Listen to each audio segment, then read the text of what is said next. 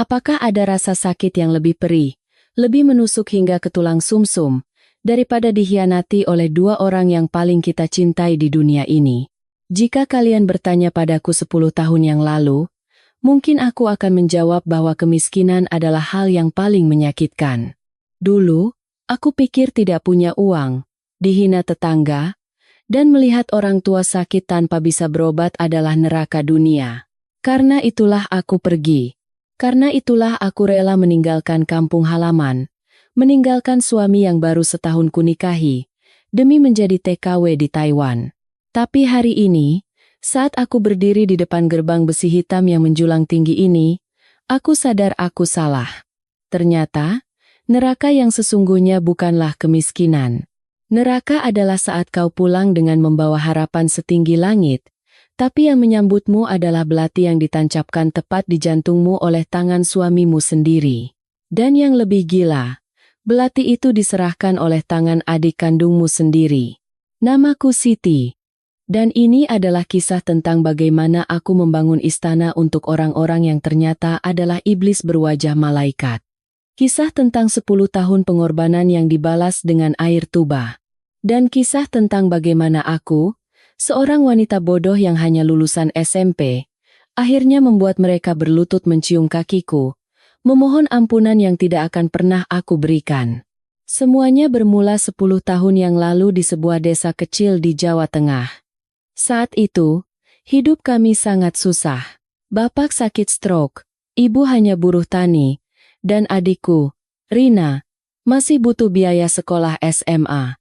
Suamiku, Mas Bayu, hanyalah pekerja serabutan yang lebih sering menganggur daripada bekerja. Setiap hari kami makan nasi dengan garam. Kadang, kalau beruntung, ada kerupuk atau ikan asin. Tapi seringkali, kami hanya menahan lapar sambil mendengarkan suara perut yang keroncongan. Aku ingat malam itu, hujan turun deras sekali. Atap rumah bilik kami bocor di mana-mana. Mas Bayu duduk merokok di pojokan. Wajahnya masam. Ti, sampai kapan kita begini terus? Aku malu sama tetangga. Si Yanto itu baru pulang dari Korea. Sudah bisa beli sawah, beli mobil. Lah kita? Beli beras saja ngutang di warung Butejo. Gerutu Mas Bayu sambil membuang puntung rokoknya ke lantai tanah yang lembab. Hatiku mencelos. Aku tahu Mas Bayu gengsinya tinggi. Dia lelaki yang tampan, gagah, dan pandai bicara. Banyak gadis desa yang dulu naksir dia. Tapi dia memilihku. Itu yang membuatku selalu merasa berhutang budi padanya. Aku merasa harus membahagiakan dia. Ya mau bagaimana lagi, Mas? Kerjaan di sini susah. Jawabku pelan sambil menampung air hujan dengan ember. Kamu tuh, Ti. Mok ya mikir. Itu ada lowongan jadi TKW ke Taiwan. Gajinya besar. Bisa 8-10 juta sebulan. Kalau kamu berangkat, setahun 2 tahun saja, kita sudah bisa bangun rumah gedong. Bapak bisa berobat. Rina bisa kuliah. Aku bisa buka usaha. Kita bakal jadi orang terpandang di desa ini, kata Mas Bayu. Matanya berbinar saat menyebut angka-angka itu. Awalnya aku ragu. Bagaimana mungkin aku meninggalkan keluargaku? Meninggalkan Mas Bayu sendirian? Rina masih remaja. Bapak sakit keras. Siapa yang akan mengurus mereka? Jangan khawatir, Ti. Ada aku. Ada Rina. Aku janji bakal jagain bapak dan ibu. Aku bakal jadi suami yang setia nunggu kamu. Demi masa depan kita, Ti. Demi anak-anak kita nanti. Bujuk Mas Bayu. Dia memegang tanganku erat, menatap mataku dengan pandangan yang membuatku luluh. Dan begitulah, dengan hati berat namun penuh tekad, aku mendaftar. Prosesnya cepat. Sebulan kemudian, aku sudah berada di bandara, memeluk Mas Bayu dan Rina sambil menangis tersedu-sedu. Mas, tolong jaga diri baik-baik ya. Uang gajiku nanti aku kirim semua ke rekening Mas. Tolong dipakai buat bangun rumah, buat obat bapak, buat sekolah Rina, sisakan sedikit buat tabungan kita. Pesanku di sela isak tangis. Iya, sayang, kamu tenang saja. Aku bakal kelola uangmu dengan amanah. Kamu kerja yang rajin ya. Ingat tujuan kita, jawab Mas Bayu. Dia mencium keningku lama sekali. Ciuman yang akan aku ingat setiap malam di negeri orang sebagai penguat jiwaku. Rina, adikku yang cantik dan manja, memelukku erat. Mbak Siti hati-hati ya. Nanti kalau Rina sukses, Rina ganti uang Mbak. Pesawat lepas landas, membawa tubuhku menjauh dari tanah air. Tapi hatiku, jiwaku, tertinggal di desa itu. Aku tidak tahu bahwa saat pesawat itu terbang, aku juga sedang terbang menuju perangkap yang akan menghancurkan hidupku. Tahun-tahun pertama di Taiwan adalah siksaan. Aku bekerja merawat seorang nenek yang lumpuh total dan cerewetnya minta ampun. Aku harus bangun jam 4 pagi, memasak, mencuci, memandikan nenek, membersihkan rumah 3 lantai sendirian, dan baru bisa tidur jam 12 malam. Tanganku yang dulu halus kini kasar dan pecah-pecah kena sabun cuci. Punggungku sering sakit karena harus menggendong nenek naik turun tangga. Makananku seringkali hanya sisa majikan, atau mie instan yang kusembunyikan di lemari. Setiap kali aku merasa lelah dan ingin menyerah, aku akan melihat foto Mas Bayu dan keluargaku yang kutempel di dinding kamar sempitku. Aku membayangkan wajah bangga Mas Bayu saat rumah kami jadi. Aku membayangkan Rina wisuda sarjana dengan toga. Bayangan itu menjadi bahan bakarku. Setiap bulan, gaji bersihku hampir 90% kukirimkan ke Mas Bayu. Aku hanya menyisakan sedikit untuk beli pulsa dan sabun. Halo Mas, uang bulan ini sudah masuk belum? 15 juta ya Mas. Soalnya ada lemburan. Tanyaku lewat telepon video setiap gajian. Di layar HP, Mas Bayu terlihat semakin gemuk dan bersih. Dia selalu memakai baju bagus. Latar belakangnya adalah tembok bata yang sedang dibangun. Sudah masuk, Ti. Alhamdulillah. Ini lihat, pondasi rumah kita sudah jadi. Kuat banget, Ti. Ini bakal jadi rumah paling megah satu kampung, kata Mas Bayu sambil mengarahkan kamera ke bangunan setengah jadi. Hatiku mekar berbunga-bunga. Rasa capek hilang seketika. Alhamdulillah. Mas jangan lupa obat Bapak ya. Tahun ketiga, Bapak meninggal dunia. Aku tidak bisa pulang karena kontrakku belum habis dan majikan tidak memberi izin. Aku hanya bisa menangis meraung-raung di kamar mandi sambil memandang wajah kaku Bapak lewat layar HP. Mas Bayu dan Rina yang mengurus pemakaman. Sing sabar ya, Mbak. Bapak sudah tenang. Mas Bayu ngurus semuanya beres kok. Mbak fokus cari uang saja. Biar pengorbanan Mbak enggak sia-sia, kata Rina menenangkanku. Sejak Bapak meninggal, aku semakin gila kerja. Aku mengambil kerja sampingan di hari libur. Aku jarang jajan, jarang beli baju baru. Baju-bajuku di Taiwan kebanyakan baju bekas pemberian majikan. Aku tidak peduli penampilanku gembel. Yang penting suamiku di kampung terlihat seperti raja dan rumahku seperti istana. Tahun kelima, rumah itu jadi. Mas Bayu mengirimkan fotonya. Masya Allah, indahnya. Rumah 2 lantai dengan cat warna krem elegan, pagar besi hitam yang kokoh, dan garasi mobil yang luas. Bahkan Mas Bayu bilang dia sudah beli mobil Avanza bekas untuk usaha rental. Ini semua berkat kamu, istriku Sholhah. Aku bangga punya istri kamu. Puji Mas Bayu. Aku ingin pulang saat itu. Tapi Mas Bayu menahanku. Jangan dulu Ti. Tanggung. Rina kan baru masuk kuliah. Biayanya mahal. Terus aku mau beli tanah di sebelah buat perluasan usaha. 5 tahun lagi ya. Biar tabungan kita makin tebal. Nanti pas kamu pulang kita tinggal ongkang-ongkang kaki menikmati hari tua. Karena cintaku buta, aku menurut. Aku perpanjang kontrak lagi. 5 tahun lagi. Total 10 tahun. Selama 5 tahun terakhir itu, ada perubahan yang pelan tapi pasti. Telepon dari Mas Bayu mulai jarang. Kalau aku telepon, sering tidak diangkat dengan alasan sibuk mengurus proyek atau usaha rental. Rina juga begitu. Dia semakin sibuk dengan kuliah dan gaya hidup kotanya. Setiap kali video call, aku melihat Rina semakin cantik, glowing, memakai baju-baju bermerek. Mas Bayu juga semakin necis. Mereka terlihat sering jalan bareng. Rina kan butuh waliti. Ibu sudah tua, sakit-sakitan. Jadi aku yang harus nemenin Rina kemana-mana. Kamu jangan cemburu sama adik sendiri. Dosa lo, kata Mas Bayu saat aku pernah bertanya kenapa mereka sering berduaan di foto. Aku menepis rasa curiga itu. Itu adikku. Itu suamiku. Tidak mungkin mereka berbuat macam-macam. Aku terlalu naif. Aku terlalu percaya. Sampai akhirnya, hari kepulanganku tiba. Aku sengaja tidak memberitahu tanggal pastinya. Aku ingin memberi kejutan. Aku membayangkan Mas Bayu akan menangis haru melihatku di depan pintu.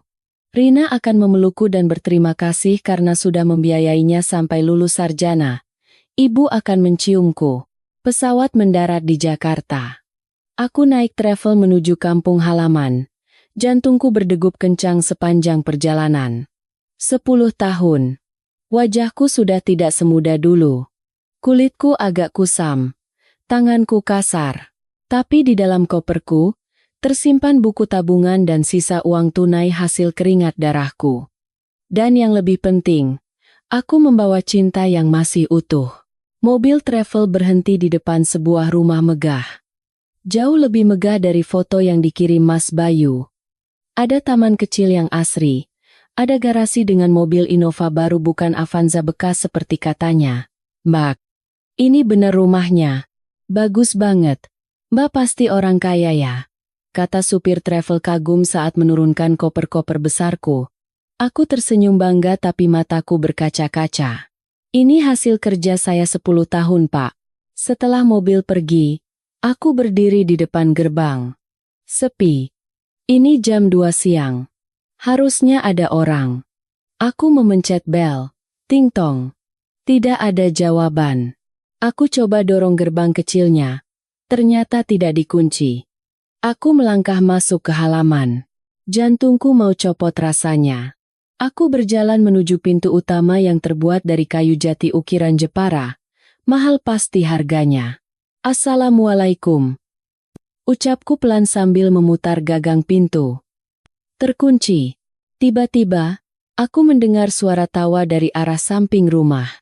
Di sana ada teras samping yang menghadap ke kolam ikan. Suara tawa perempuan dan laki-laki. Suara yang sangat aku kenal. Aku melangkah pelan-pelan, mengendap-endap, ingin mengejutkan mereka. Mungkin Mas Bayu dan Rina sedang bercanda. Saat aku sampai di sudut tembok, aku mengintip. Dan seketika itu juga, duniaku runtuh. Langit serasa ambruk menimpa kepalaku. Kaki-kakiku lemas seperti agar-agar. Di kursi santai di tepi kolam, aku melihat Mas Bayu. Dia hanya memakai celana pendek, bertelanjang dada, memamerkan perutnya yang buncit makmur. Dan di pangkuannya, di pangkuan suamiku, duduk seorang wanita muda dengan daster rumahan yang agak terbuka. Wanita itu sedang menyuapi Mas Bayu potongan mangga. Wanita itu hamil besar, perutnya membuncit, mungkin sekitar 7 atau 8 bulan. Wanita itu tertawa manja saat Mas Bayu mencium lehernya. Mas Geli nanti anak kita nendang loh. Biarin, biar dia tahu bapaknya sayang sama ibunya. Jawab Mas Bayu mesra. Wanita itu menoleh sedikit. Wajahnya terkena sinar matahari sore. Itu Rina, adik kandungku. Rina, adik yang kubiayai sekolahnya dari SMP sampai sarjana. Rina, adik yang kubelikan laptop, HP, baju, dan skincare dari uang gajiku mencuci pantat nenek di Taiwan. Rina sedang duduk di pangkuan suamiku. Hamil anak suamiku, di rumah yang kubangun dengan uangku. Darahku mendidih. Telingaku berdengung keras sekali. Rasa sakit yang tak terlukiskan menghantam dadaku. Aku ingin teriak, tapi suaraku tercekat. Aku ingin lari dan membunuh mereka, tapi tubuhku kaku. Tanpa sadar, koper yang kupegang terlepas dari tanganku dan jatuh menghantam lantai keramik. Braka! Suara gaduh itu membuat mereka berdua terlonjak kaget. Rina menjerit kecil. Mas Bayu hampir menjatuhkan Rina dari pangkuannya. Mereka menoleh serempak ke arahku. Waktu seolah berhenti. Selama beberapa detik, Kami hanya saling tatap. Aku dengan wajah kusam, baju lusuh perjalanan, dan mata merah menahan tangis. Mereka dengan wajah bersih, kulit terawat, dan ekspresi ketakutan yang pelan-pelan berubah menjadi sesuatu yang lain. Mbak Siti? Rina berbisik. Wajahnya pucat pasi. Tangannya refleks menutupi perut buncitnya. Mas Bayu berdiri. Wajahnya pucat tapi kemudian dia berdehem, berusaha menguasai diri. Tidak ada rasa bersalah di matanya yang bisa kulihat. Yang ada hanyalah rasa terganggu. Seperti melihat pengemis datang ke pesta pernikahan. Kak, kamu kapan pulang? Kok enggak bilang-bilang? Tanya Mas Bayu dengan nada datar. Bukan sambutan hangat, bukan pelukan. Tapi pertanyaan dingin seolah aku adalah tamu tak diundang. Air mataku akhirnya tumpah. Deras sekali seperti bendungan jebol. Mas, Rina, apa-apaan ini? Apa yang kalian lakukan? Suaraku serak, gemetar hebat. Aku menunjuk perut Rina. Itu anak siapa? Hening sejenak. Rina menunduk, tidak berani menatapku. Tapi Mas Bayu, lelaki yang kucintai setengah mati itu, malah menegakkan badannya. Dia berjalan mendekatiku, tapi bukan untuk memeluk. Dia bersedekap dada. Sudahlah, Ti, gak usah drama. Kamu sudah lihat sendiri kan? Ya sudah. Itu anakku. Aku dan Rina sudah menikah siri 2 tahun lalu. Jawab Mas Bayu santai. Santai sekali seolah dia baru saja bilang dia membeli motor baru. Bagai disambar petir di siang bolong. Menikah siri, 2 tahun lalu. Saat itu aku masih di Taiwan. Mengirim uang 15 juta setiap bulan. Kamu gila Mas, kamu gila. Aku istrimu. Aku banting tulang di negeri orang buat kamu. Buat kita. Dan kamu malah nidurin adikku sendiri. Di rumahku? Di rumah yang aku bayar, teriakku histeris. Aku maju ingin memukul dadanya. Tapi Mas Bayu menangkap tanganku dengan kasar. Heh, jaga mulutmu ya. Rumahmu. Ini sertifikatnya atas nama siapa? Atas nama Rina, bentak Mas Bayu. Aku terbelalak. Apa? Bukannya kamu bilang atas namamu? Atau namaku? Kamu itu TKIT. Ribet ngurus surat-surat dari luar negeri. Jadi dulu aku bikin atas nama Rina biar gampang. Lagian Rina kan adikmu. Sama saja. Kata Mas Bayu dengan senyum licik yang memuakan. Aku menatap Rina. Adikku itu kini sudah mengangkat wajahnya. Rasa takut di wajahnya sudah hilang. Berganti dengan tatapan angkuh yang asing. Tatapan nyonya rumah kepada pembantu. Mbak Siti jangan marah-marah dong. Kasihan anakku kaget, kata Rina sambil mengelus perutnya. Lagian Mbak Sih, lama banget di luar negeri. Mas Bayu itu laki-laki normal, Mbak. Dia butuh kehangatan, butuh istri yang melayani di kasur. Bukan cuma transfer uang. Mbak kan sibuk ngurusin nenek-nenek di sana. Ya Mas Bayu kesepian. Aku cuma nemenin Mas Bayu. Salahnya di mana? Ya Allah. Gusti Allah. Apakah ini adikku? Apakah ini Rina yang dulu menangis saat aku berangkat? Aku kerjain itu buat kalian. Buat kamu kuliah Rina. Kamu pikir uang kuliahmu jatuh dari langit? Itu uang cebok nenek-nenek. Rina. Kamu makan dari keringatku. Kamu pakai baju dari capekku. Dan sekarang kamu ambil suamiku. Aku menjerit pilu. Hatiku sakit sekali. Rasanya mau mati saja. Sudah? Berisik, malu didengar tetangga. Potong Mas Bayu kasar.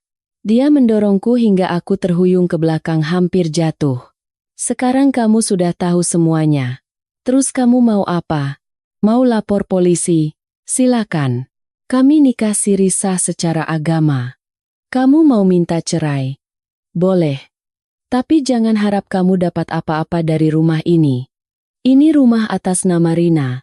Aku menatap sekeliling. Rumah megah ini, pilar-pilarnya, lantainya, atapnya, setiap inci adalah hasil jerih payahku menahan lapar, menahan rindu, menahan sakit. Dan sekarang aku diusir. Ibu mana? Ibu pasti nggak setuju sama kelakuan gila kalian. Tanyaku, mencari satu-satunya harapan. Mas Bayu dan Rina saling pandang lalu tertawa kecil. Ibu? Ibu ada di kamar belakang. Ibu yang merestui kami kok, jawab Rina santai. Aku tidak percaya.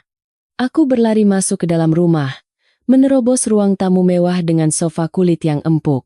Aku berlari ke arah kamar belakang, kamar yang biasanya untuk pembantu atau gudang. Bu! Ibu! Aku membuka pintu kamar itu. Bau apek dan pesing menyergap hidungku. Kamar itu sempit, gelap, dan pengap.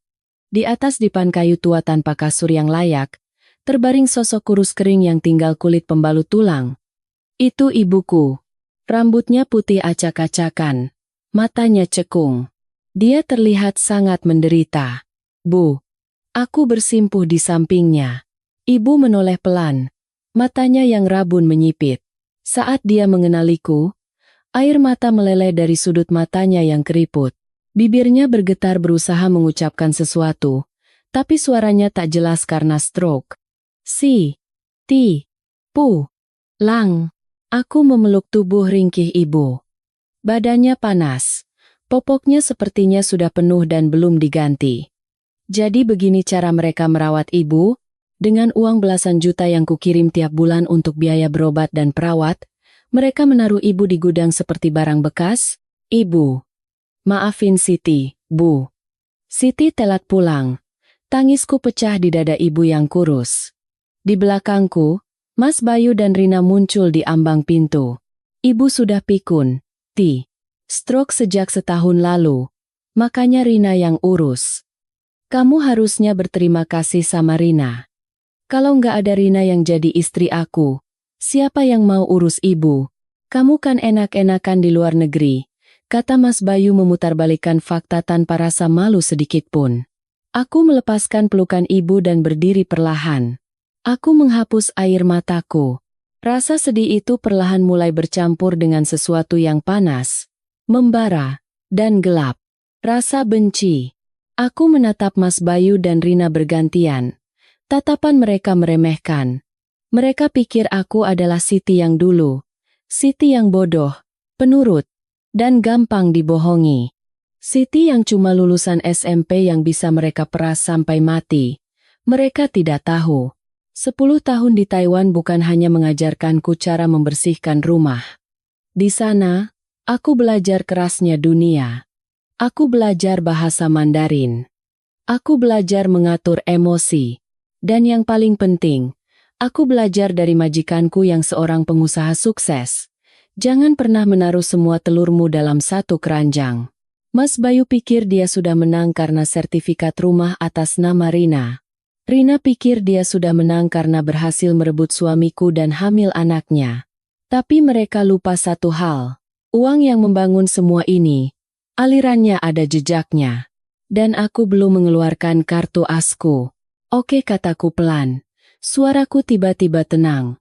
Sangat tenang sampai membuat Mas Bayu mengernyitkan dahi heran. Oke apa? Tanya Rina curiga. Oke kalau itu mau kalian. Aku capek. Aku baru sampai. Aku mau istirahat dulu. Kita bicara lagi besok, kataku datar. Kamu mau tidur di mana? Kamar utama dipakai aku sama Mas Bayu. Kamar tamu penuh barang-barang bayi, kata Rina ketus. Jelas-jelas mengusir. Aku tidur di sini. Sama ibu. Jawabku sambil duduk kembali di tepi dipan ibu. Mas Bayu mendengus. Ya terserah. Asal jangan bikin keributan. Kalau tetangga tanya, bilang aja kamu numpang. Jangan bikin malu keluarga dengan bilang suamimu nikah lagi. Awas kalau kamu macem-macem. Mereka berdua lalu pergi meninggalkan aku dan ibu di kamar pengap itu. Terdengar suara mereka tertawa-tawa lagi menuju ruang tengah. Menyalakan TV besar, seolah-olah tidak ada kejadian apa-apa. Seolah-olah kedatanganku hanyalah gangguan kecil seperti lalat yang masuk rumah. Aku menatap wajah ibu yang kembali tertidur karena lelah. Aku menggenggam tangan ibu yang keriput. Sabar ya Bu. Bisikku di telinga ibu. Siti janji. Siti nggak akan nangis lagi.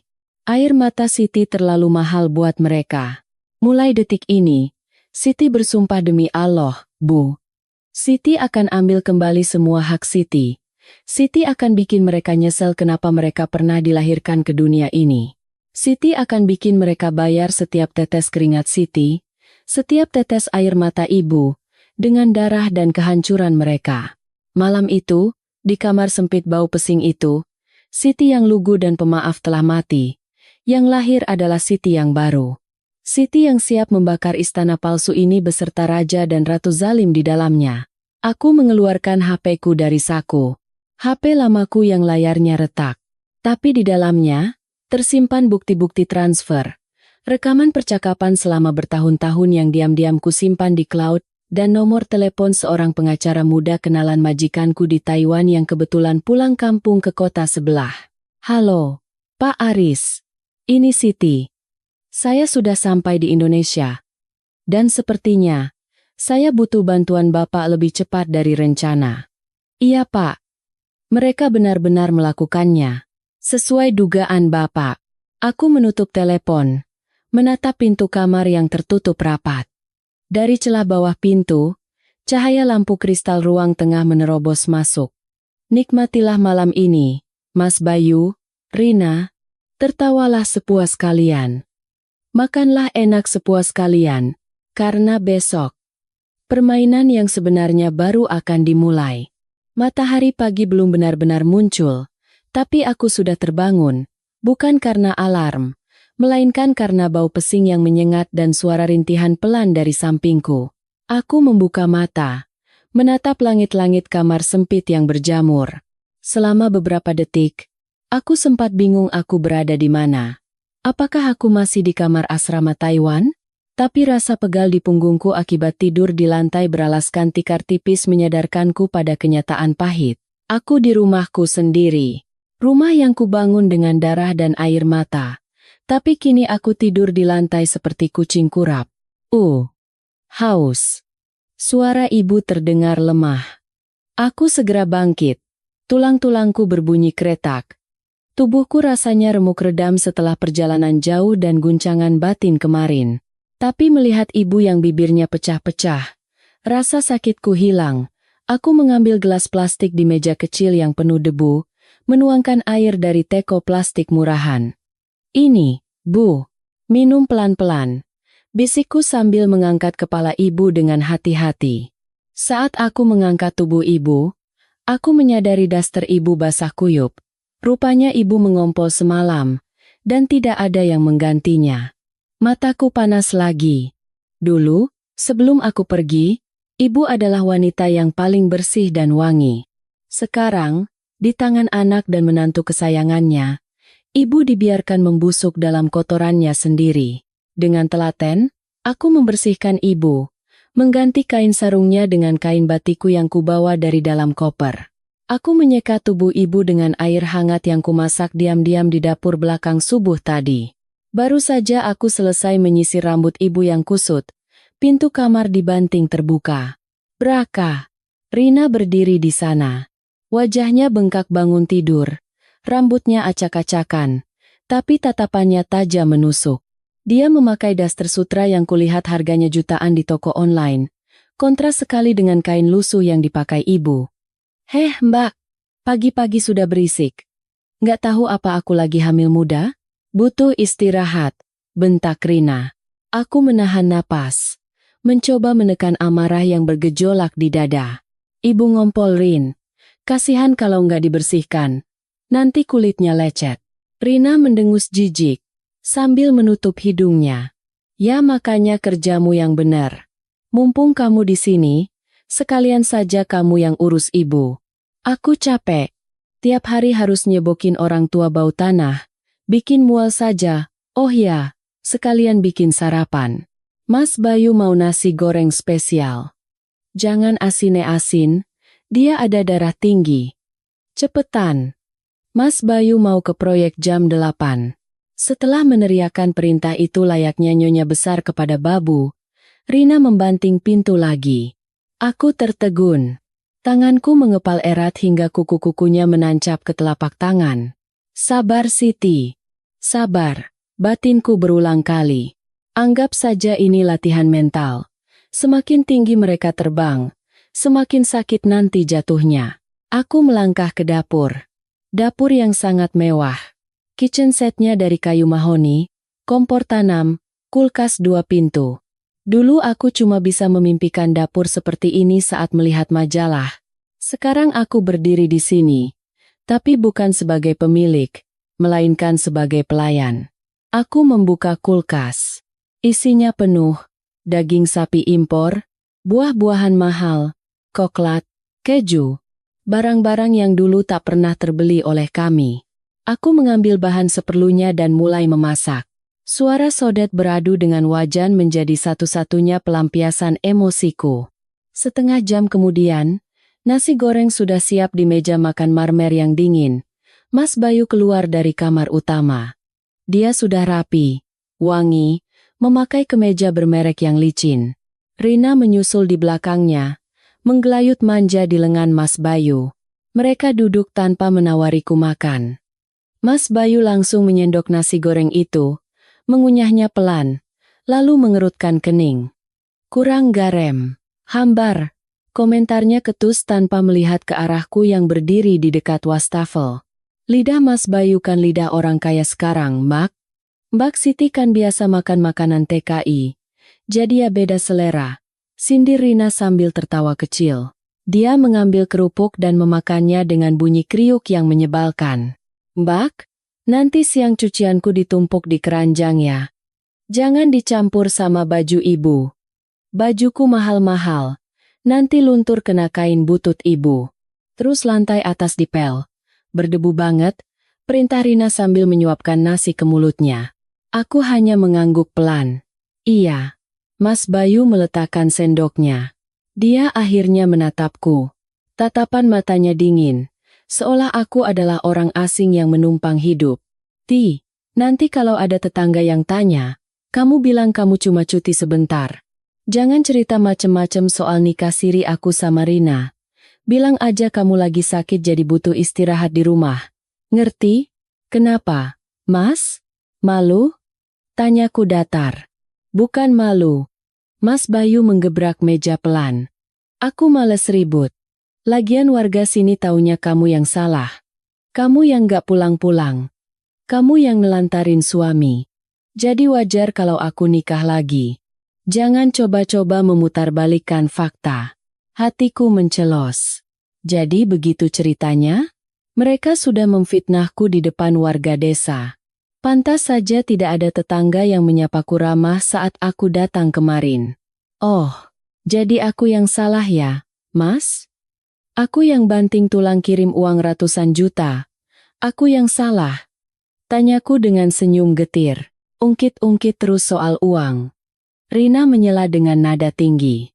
Uang itu kan kewajibanmu sebagai istri. Mas Bayu yang kelola di sini juga kerja keras, Mak. Bangun rumah ini butuh pengawasan. Kalau bukan Mas Bayu yang pimpin tukang, enggak bakal jadi rumah sebagus ini. Perdebatan itu tidak akan ada ujungnya. Aku memilih diam. Aku membiarkan mereka menyelesaikan sarapannya, lalu membereskan piring kotor mereka seperti pembantu yang patuh. Setelah mereka pergi, Mas Bayu dengan mobil Innovanya dan Rina ikut karena mau check up ke dokter kandungan. Rumah menjadi sepi. Hanya ada aku dan ibu. Inilah kesempatanku. Aku tidak membersihkan rumah seperti perintah Rina. Sebaliknya, aku masuk ke kamar utama. Kamar yang seharusnya menjadi milikku. Kamar itu luas dan sejuk karena AC menyala 24 jam. Di dinding, tergantung foto pernikahan besar Mas Bayu dan Rina. Mereka tersenyum bahagia. Hatiku perih melihatnya, tapi aku menepis perasaan itu. Aku di sini bukan untuk meratapi nasib, tapi untuk mencari bukti. Aku membuka lemari pakaian, penuh dengan baju-baju mahal. Di laci meja rias, aku menemukan tumpukan perhiasan emas. Gelang, kalung, cincin. Ada nota pembeliannya. Tanggalnya. Ya Tuhan, tanggal pembelian kalung emas 20 gram ini sama persis dengan tanggal aku mengirim uang 20 juta untuk operasi kaki ibu. Jadi kaki ibu tidak pernah dioperasi? Uang itu mereka belikan kalung. Tanganku gemetar memegang nota itu. Aku memotretnya dengan HP-ku. Aku beralih ke meja kerja Mas Bayu di sudut kamar. Lacinya terkunci. Tapi aku tahu kebiasaan Mas Bayu. Dia pelupa dan ceroboh. Aku meraba bagian atas lemari, di balik bingkai foto. Benar saja. Kunci cadangan ada di sana. Klik. Laci terbuka. Di dalamnya berantakan. Tumpukan surat tagihan, brosur mobil, dan buku rekening. Aku membuka buku rekening atas nama Bayu Prasetyo. Mataku membelalak melihat transaksinya. Uang masuk dari Citi Taiwan selalu dalam jumlah besar. 10 juta, 15 juta, kadang 20 juta. Tapi uang keluarnya, transfer ke judi bola online, 5 juta. Pembayaran karaoke malam indah, 3 juta. Transfer ke Rinawati, 10 juta. Pembelian diamond game online, 2 juta. Napasku sesak. Rasanya oksigen di kamar itu habis. Selama aku makan mie instan dan menahan sakit punggung di Taiwan, Mas Bayu menggunakan uangku untuk berjudi, main perempuan, dan foya-foya dengan Rina. Bahkan ada transaksi pembayaran hotel di kota sebelah pada tanggal-tanggal di mana aku belum pulang. Berarti perselingkuhan mereka sudah terjadi jauh sebelum Rina hamil. Aku memotret setiap halaman buku rekening itu. Air mataku menetes. Tapi bukan karena sedih. Ini air mata kemarahan.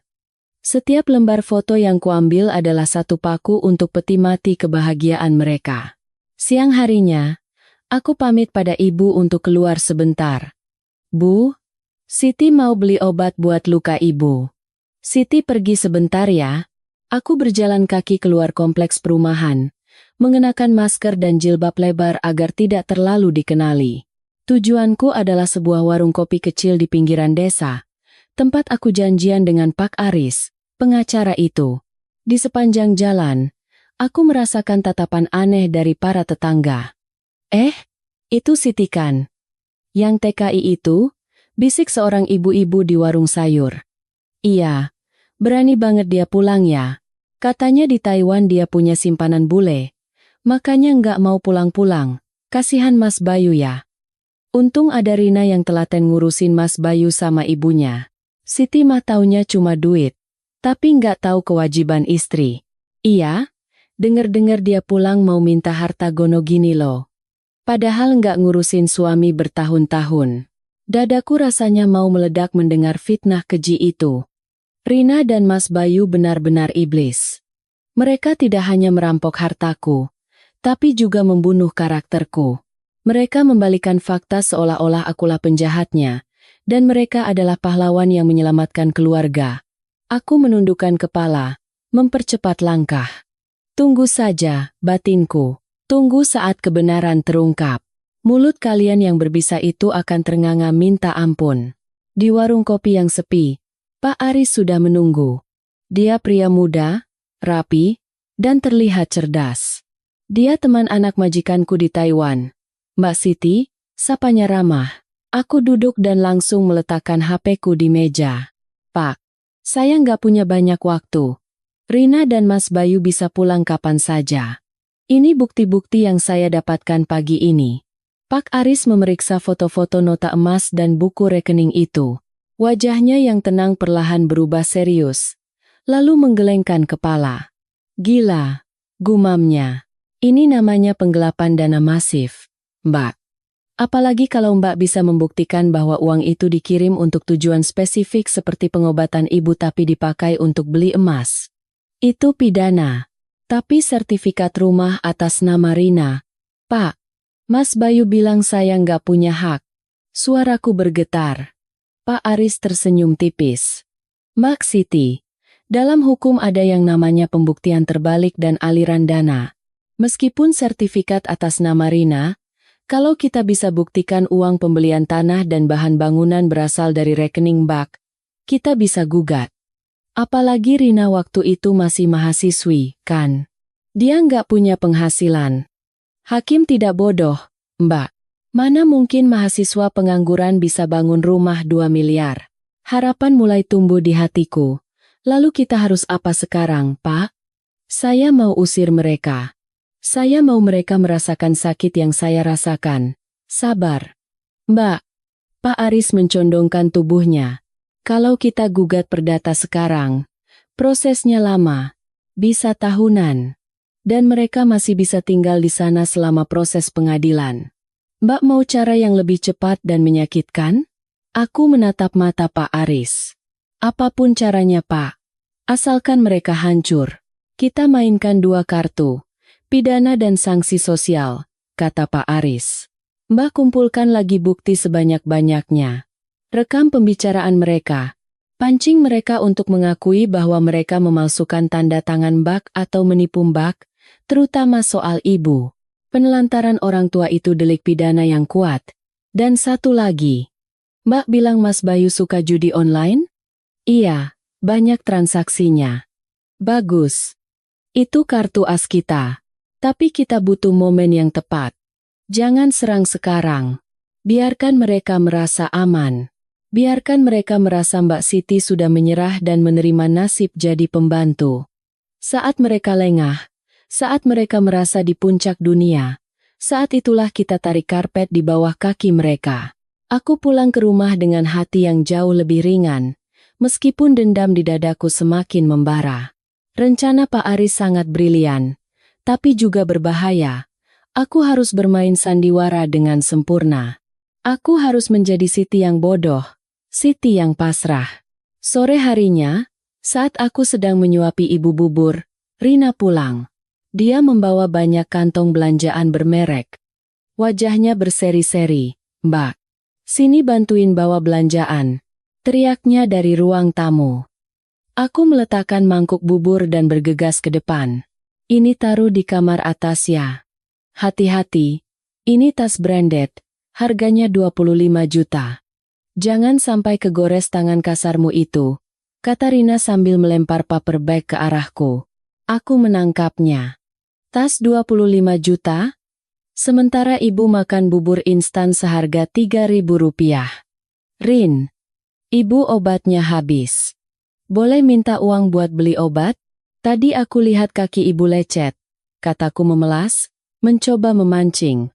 Rina mendelik. Minta Mas Bayu sana. Duitku lagi nipis nih. Habis borong perlengkapan bayi. Lagian ibu itu obatnya cuma 1. Mati. Udah tua. Nyusahin aja. Jelap.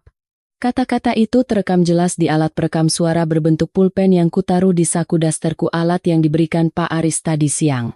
Rin, kok ngomongnya gitu? Itu ibu kandung kita. Pancingku lagi. Suaraku kubuat seolah mau menangis. Halah, nggak usah ceramah. Kamu tuh iri kan lihat aku belanja. Makanya Mbak, jadi cewek itu pinter dandan. Biar suami betah. Jangan kayak gembel. Pantes Mas Bayu jijik sama kamu. Rina tertawa mengejek lalu melenggang naik ke tangga. Malam itu, Mas Bayu pulang dengan wajah kusut. Sepertinya dia kalah judi lagi. Dia duduk di sofa, menyalakan rokok, dan membuang abunya sembarangan ke lantai marmer yang baru saja kupel. Aku datang membawakan kopi. Mas, diminum kopinya. Mas Bayu tidak menjawab. Matanya terpaku pada layar HP, melihat situs slot yang berputar-putar. Mas, panggilku pelan. Aku boleh minta tolong? Apa lagi sih? Minta duit? Bentaknya tanpa menoleh. Bukan. Aku sadar aku salah Mas. Aku sadar aku nggak bisa ngasih keturunan buat Mas. Aku ikhlas Mas nikah sama Rina. Kataku dengan suara paling lembut dan pasrah yang bisa kubuat. Mas Bayu berhenti main HP. Dia menoleh, menatapku curiga. Kesambet apa kamu? Tadi pagi ngamuk-ngamuk. Aku duduk di lantai, di dekat kakinya. Posisi yang sangat merendahkan, tapi efektif. Aku mikir seharian, Mas, apa kata tetangga benar? Aku terlalu sibuk cari uang sampai lupa ngurus suami. Aku minta maaf ya, Mas. Aku janji nggak akan nuntut apa-apa. Aku cuma minta izin tinggal di sini ngerawat ibu. Boleh ya, Mas? Mas Bayu menatapku lama. Perlahan, senyum kemenangannya muncul. Senyum yang menyiratkan. Akhirnya kau sadar posisimu, Siti. Nah, gitu dong. Itu baru istri yang tahu diri, kata Mas Bayu sambil menepuk-nepuk kepalaku seperti menepuk anjing peliharaan. Ya sudah, kamu boleh tinggal di sini. Asal kamu tahu diri. Bantu Rina, urus rumah, urus ibu. Anggap saja ini penebusan dosamu karena sudah ninggalin aku 10 tahun. Iya, Mas. Makasih ya, Mas. Kataku sambil mencium tangan suamiku. Tangan yang sama yang telah mengkhianatiku. Dalam hati aku berbisik, nikmatilah kemenanganmu malam ini, Mas. Karena begitu kamu tanda tangan di atas kertas yang sedang disiapkan Pak Aris besok, kamu akan berharap kamu tidak pernah mengenalku. Keesokan harinya, drama dimulai. Pak Aris menyarankan strategi umpan domba. Kami harus membuat mereka merasa butuh tanda tanganku. Siang itu, ada tamu datang. Seorang pria berjas rapi rekan Pak Aris yang menyamar. Permisi, benar ini kediaman Bapak Bayu? Saya sendiri, jawab Mas Bayu sombong. Saya dari pihak asuransi Taiwan. Kami mendapat data bahwa Ibu Siti telah menyelesaikan kontrak 10 tahun dengan predikat sangat baik. Majikan Ibu Siti menitipkan dana pensiun dan bonus apresiasi sebesar 500 juta rupiah. Apakah Ibu Siti ada? Mata Mas Bayu dan Rina seketika terbelalak. Hijau. Mereka saling pandang. Angka 500 juta membuat liur mereka menetes. Ada. Ada. Istri saya ada di belakang. Teriak Mas Bayu semangat. Dia langsung berlari ke dapur, menarik tanganku yang sedang mencuci piring. Siti, cepetan ke depan. Ada rejeki nomplok. Sikapnya berubah 180 derajat. Tadi pagi membentak, sekarang memanggil sayang. Aku pura-pura bingung. Ada apa, Mas? Udah ikut aja. Jangan malu-maluin. Di ruang tamu, pria itu menjelaskan tentang bonus fiktif tersebut. Syarat pencairannya mudah. Harus ada tanda tangan suami istri di atas materai. Dan harus ada sertifikat aset sebagai jaminan verifikasi data kependudukan hanya formalitas katanya. Jadi, dananya bisa cair hari ini kalau persyaratannya lengkap? Tanya Rina antusias. Matanya berbinar rakus. Bisa Bu. Sore ini juga cair tunai. Jawab pria itu meyakinkan. Mas Bayu langsung menyikutku. Kamu tanda tangan ya. Nanti uangnya kita pakai buat modal usaha lagi. Kamu mau kan bantu Mas? Aku menunduk. Pura-pura ragu. Tapi Mas. Kata Mas Bayu aku nggak punya hak apa-apa. Nanti uangnya diambil Rina lagi. Enggak. Ini kan hasil kerjamu. Nanti Mas kasih kamu bagian. Buat beli obat ibu, buat beli baju baru. Ya? Bujuk Mas Bayu. Nada suaranya manis sekali, penuh kepalsuan. Tapi sertifikatnya kan atas nama Rina. Emang bisa? Tanyaku polos. Bisa diatur. Rina menyela cepat. Nanti aku ambilin sertifikatnya. Mas Bayu tanda tangan. Mbak Siti tanda tangan. Gampang kan? Mereka termakan umpan. Keserakahan telah membutakan logika mereka. Mereka tidak sadar bahwa dengan menyerahkan sertifikat asli kepada petugas yang sebenarnya tim pengacara Pak Aris untuk difoto dan diverifikasi, mereka sedang membuka jalan bagi kami untuk melacak nomor registrasi tanah dan memblokirnya di BPN Badan Pertanahan Nasional dengan alasan sengketa. Dan yang lebih penting, dokumen yang mereka tanda tangani nanti bukan hanya pencairan dana, tapi terselip surat pernyataan pengakuan utang piutang. Baiklah kalau Mas Bayu bilang begitu. Siti nurut aja, kataku pelan. Rina berlari ke kamarnya, mengambil map hijau berisi sertifikat rumah. Sertifikat haram itu. Dia meletakkannya di meja dengan bangga. Ini Pak, sertifikatnya. Asli, SHM, kata Rina. Pria itu tersenyum, mengeluarkan kamera, dan memotret setiap lembar sertifikat itu dengan sangat detail. Baik, data sudah kami rekam. Sekarang silakan tanda tangan di formulir ini. Mas Bayu dan Rina berebut membaca formulir itu sekilas lalu tanda tangan. Mereka tidak teliti membaca klausul kecil di halaman ketiga. Klausul yang menyatakan bahwa pihak kedua Bayu, Rina, mengakui telah menggunakan dana pihak pertama, Siti, sebesar 2 miliar rupiah untuk pembangunan rumah ini dan bersedia mengembalikannya atau menyita aset jika tidak mampu membayar. Pak Aris mendesain jebakan ini dengan sangat cerdik. Saat Mas Bayu menyerahkan pulpen padaku, tanganku sedikit gemetar. Ini adalah awal dari akhir mereka. Ayo Ti, tanda tangan. Jangan lama-lama, desak Mas Bayu. Aku menatap wajah suamiku. Wajah adikku. Wajah-wajah penuh nafsu duniawi. Tanda tangan ini, batinku, adalah vonis hukuman kalian. Srerete. Aku membubuhkan tanda tanganku. Terima kasih. Dana akan kami proses. Mohon ditunggu konfirmasinya 1x24 jam. Kata pria itu lalu pergi membawa dokumen-dokumen mematikan itu. Sepeninggal petugas itu, Mas Bayu dan Rina berpelukan kegirangan. 500 juta, yang kita bisa ganti mobil Pajero. Seru Mas Bayu. Aku mau tas Hermes Mas. Terus kita baby moon ke Bali, timpal Rina. Mereka melupakan aku yang masih berdiri di situ. Mereka melupakan ibu yang sedang mengerang kesakitan di kamar belakang. Aku mundur perlahan, kembali ke dapur, kembali ke kegelapan. Tertawalah sekeras mungkin hari ini. Karena besok, saat kalian sadar uang itu tidak pernah ada dan sertifikat rumah itu sudah dalam status sengketa blokir, kalian akan menangis darah. Tapi, kejutan hari itu belum berakhir.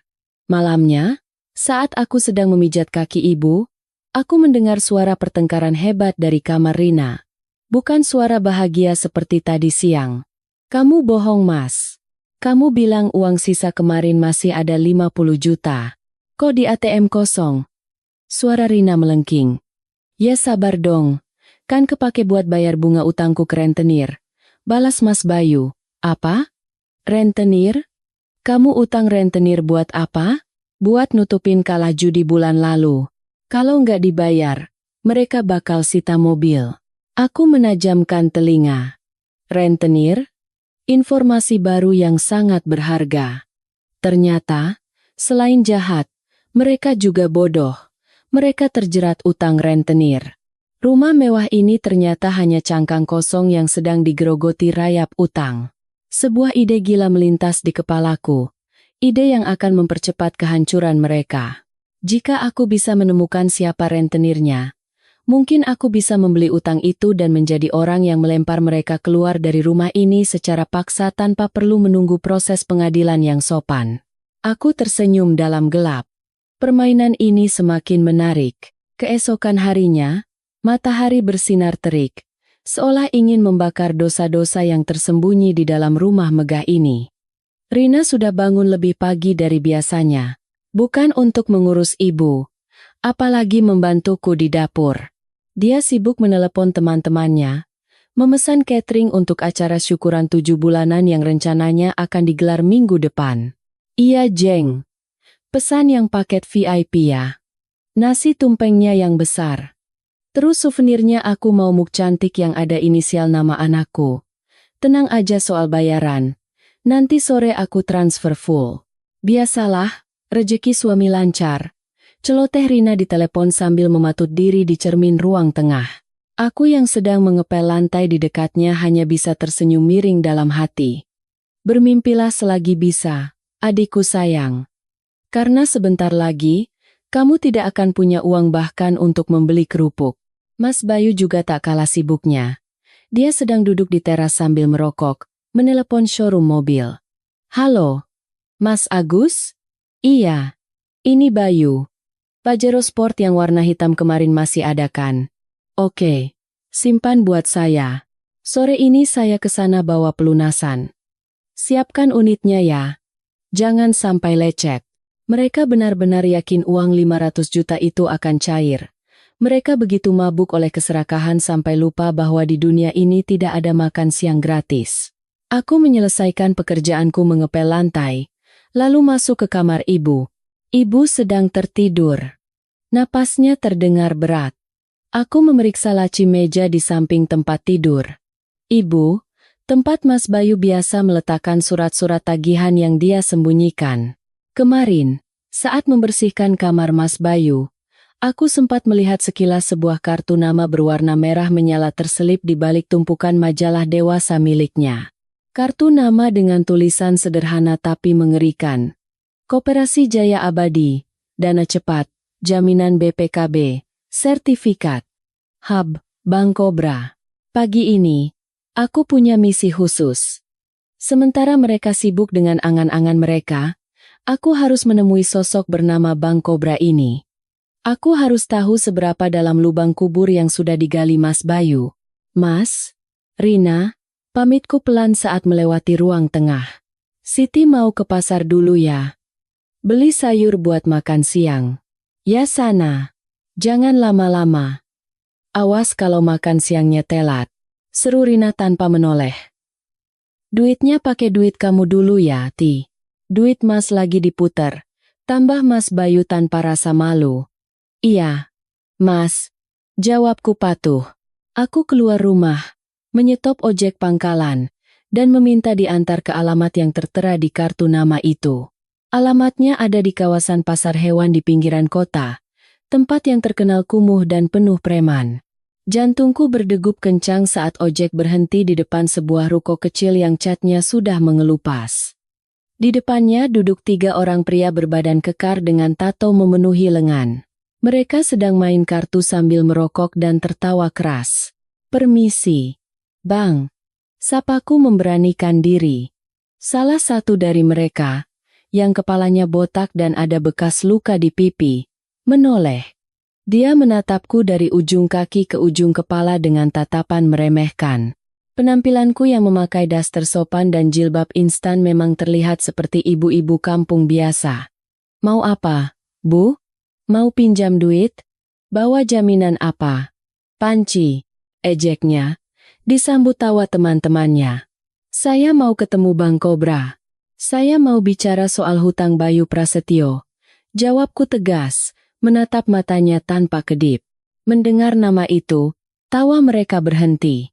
Pria botak itu membuang puntung rokoknya dan berdiri. Tubuhnya tinggi besar, mengintimidasi. Lu siapanya si Bayu? Bininya? Saya kakaknya. Bohongku. Saya yang pegang kendali keuangan keluarga sekarang. Pria itu menatapku curiga sejenak, lalu memberi isyarat dengan kepalanya. Masuk. Bos ada di dalam.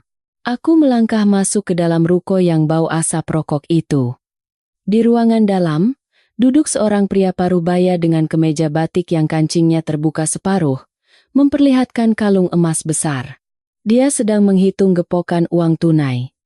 Ini pasti Bang Kobra. Siapa ini?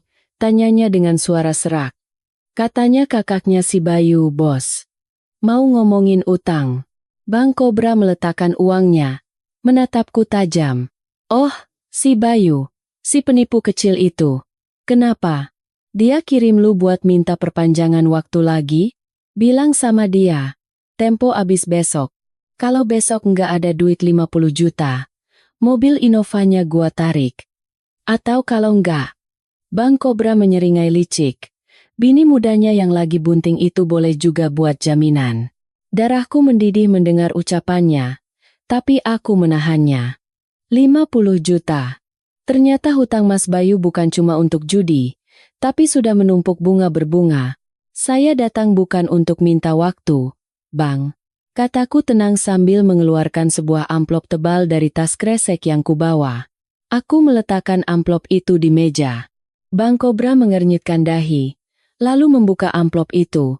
Matanya membelalak melihat isinya. Tumpukan uang pecahan 100 ribu. Ini 50 juta. Lunas kan? Tanyaku. Bang Kobra tertawa terbahak-bahak, lalu menepuk meja.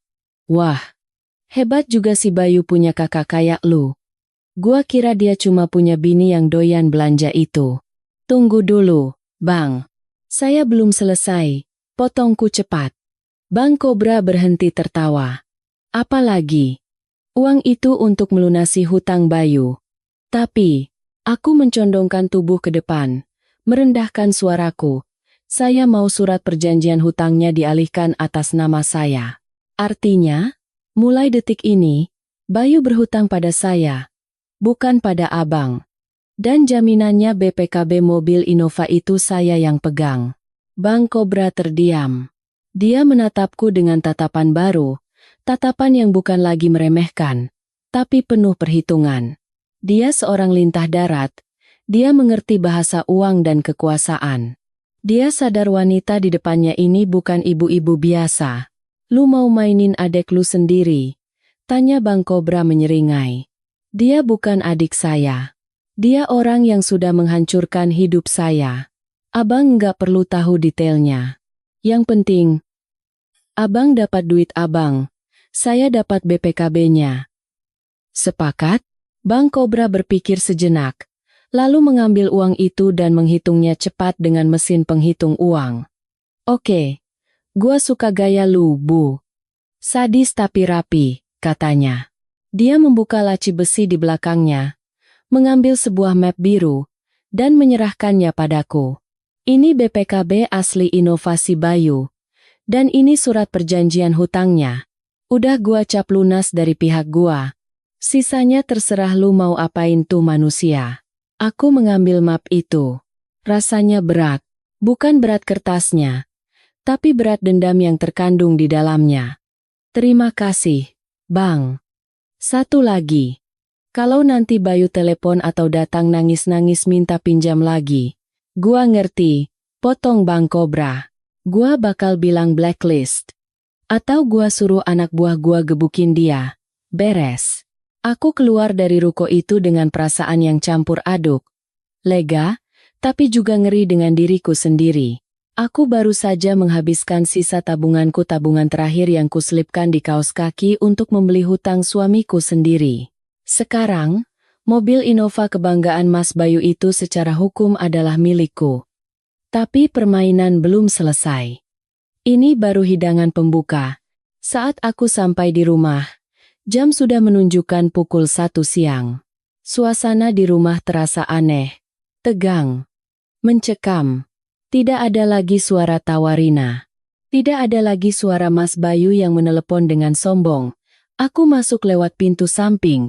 Di ruang tengah, Mas Bayu sedang mondar-mandir dengan wajah pucat pasi. Dia memegang HP-nya, mencoba menelepon seseorang berulang kali.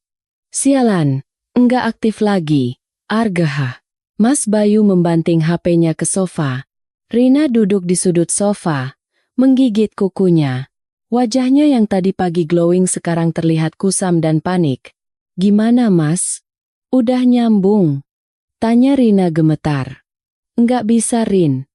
Nomor orang asuransi itu mati. Nomor kantornya juga enggak ada yang angkat. Teriak Mas Bayu frustasi. Padahal udah lewat 24 jam. Harusnya duitnya udah masuk. Aku meletakkan belanjaan di dapur. Lalu berjalan pelan ke ruang tengah dengan wajah pura-pura polos. Ada apa sih Mas? Kok teriak-teriak? Malu sama tetangga, tanyaku. Mas Bayu menoleh. Matanya merah menyala menatapku. Dia melangkah cepat dan mencengkeram bahuku kasar. Hei, kamu apain orang asuransi itu? Kamu kasih nomor rekening yang bener nggak? Bentaknya. Sakit. Mas. Rintihku. Aku kasih nomor rekening Mas Bayu kok. Sesuai yang Mas tulis di formulir. Emangnya kenapa? Uangnya belum masuk? Belum. Nol besar. Dan orangnya hilang ditelan bumi. Mas Bayu mengguncang tubuhku. Jangan-jangan kamu sekongkol sama mereka ya? Kamu mau nipu aku? Demi Allah. Mas. Aku nggak tahu apa-apa. Aku mulai menangis, aktingku semakin sempurna. Kan Mas Bayu sendiri yang semangat mau tanda tangan. Mas sendiri yang kasih sertifikat buat difoto. Aku cuma nurut aja. Rina berdiri, berjalan tertatih-tatih karena perut besarnya. Mas, jangan-jangan itu penipuan. Mas, sertifikat kita difoto. Data kita diambil. Aduh Mas, gimana kalau sertifikatnya dipalsukan? Gimana kalau rumah ini dijual tanpa sepengetahuan kita? Ketakutan Rina sangat beralasan. Dan itulah tujuanku. Mas Bayu melepaskan cengkeramannya, lalu menjambak rambutnya sendiri. Bangsat. Bangsat. Aku udah janji sama orang showroom mau bayar sore ini. Aku udah janji sama catering. Kalau duitnya nggak ada, aku bayar pakai apa? Mas. Rina mulai menangis. Terus utang ke Bank Kobra gimana? Jatuh temponya besok kan? Kalau nggak bayar, mobil ditarik. Mas. Aku nggak mau naik motor. Panas. Berdebu. Mendengar nama Bank Kobra disebut, Mas Bayu semakin kalap. Dia menendang meja kaca di depannya hingga bergeser dan menimbulkan suara berdecit yang ngilu. Diam lu. Jangan nambah pusing. Bentak Mas Bayu pada Rina. Rina tersentak kaget. Ini pertama kalinya aku melihat Mas Bayu membentak istri kesayangannya itu. Kok Mas bentak aku? Ini semua gara-gara Mas Bayu yang terlalu nafsu. Coba Mas cek dulu bener enggak itu orang asuransi. Rina membalas berteriak. Lu yang bawa sertifikatnya keluar. Rina. Lu yang kegatelan pengen duit cepet. Ya karena Mas nggak becus cari duit. Bisanya cuma judi. Cuma main slot. Pertengkaran mereka pecah. Saling menyalahkan. Saling membuka aib. Aku berdiri di pojokan. Menyaksikan kehancuran yang indah ini. Mereka seperti dua ekor tikus yang terperangkap dalam satu kandang yang terbakar. Saling gigit untuk menyelamatkan diri. Tiba-tiba, terdengar suara benda jatuh dari arah kamar ibu. Prang gege. Kami semua terdiam. Mas Bayu dan Rina berhenti berteriak. Aku segera berlari ke kamar ibu. Di sana, aku melihat pemandangan yang menyayat hati. Ibu terjatuh dari tempat tidur. Di sampingnya ada gelas air yang pecah berantakan. Ibu berusaha menggapai sesuatu di lantai. Badannya gemetar hebat. Ibu, teriakku, langsung memeluk tubuh ringkih itu. Air, air, bisik ibu lemah. Rupanya ibu haus dan mencoba mengambil minum sendiri karena tidak ada yang memperhatikannya sejak pagi. Darah mengalir dari tangan ibu yang terkena pecahan kaca. Ya Allah, Bu.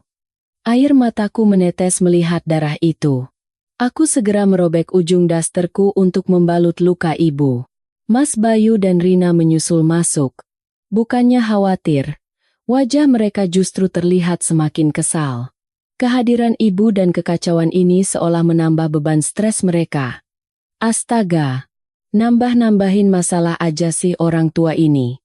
Gerutu Rina sambil berkacak pinggang di ambang pintu. Udah tahu lumpuh, nggak usah banyak tingkah. Pecahkan gelasnya. Itu gelas mahal tahu. Rina, jaga mulutmu. Bentakku. Amarahku sudah diubun-ubun. Ibu jatuh. Ibu berdarah. Kamu malah mikirin gelas? Alah, drama. Paling cuma lecet dikit. Mas Bayu menimpali. Suaranya dingin tanpa empati. Ti, bersihin itu belingnya. Jangan sampai kena kaki gue. Gue mau istirahat. Pusing mikirin duit. Mas Bayu berbalik hendak pergi.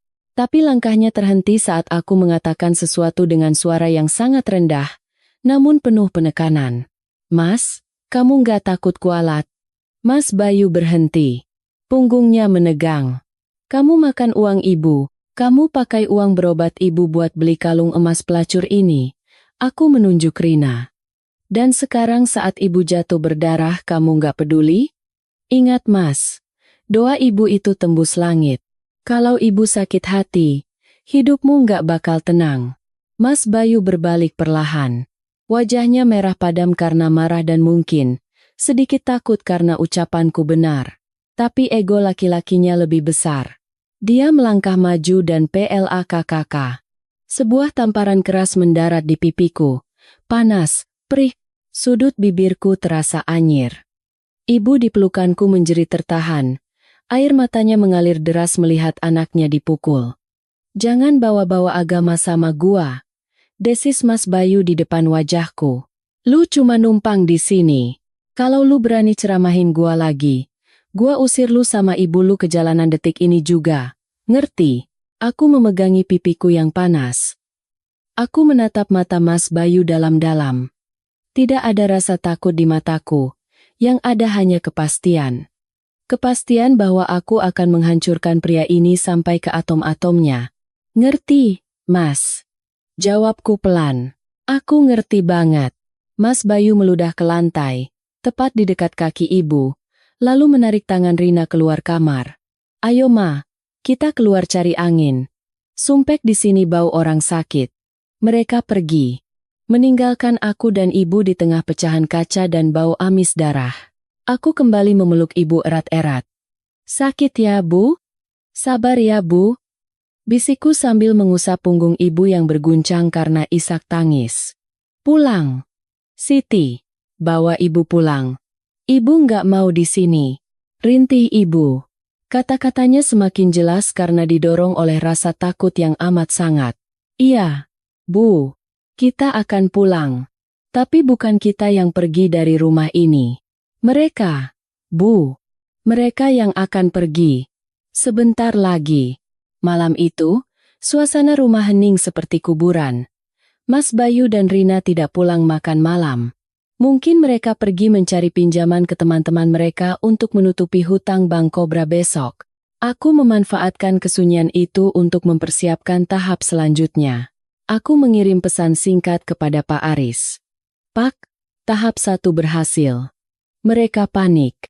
Mas Bayu sudah main tangan. Besok adalah hari eksekusi untuk mobil Innova. Tolong koordinasikan dengan orangnya Bank Cobra yang sudah kita bayar, untuk datang besok pagi jam 8. Buat keributan yang besar. Pak Aris membalas cepat. Siap Mbak Siti. Tim sudah standby. Besok akan jadi pertunjukan yang menarik. Pastikan Mbak dan Ibu aman di kamar saat mereka datang. Aku meletakkan HP-ku. Aku menatap langit-langit kamar.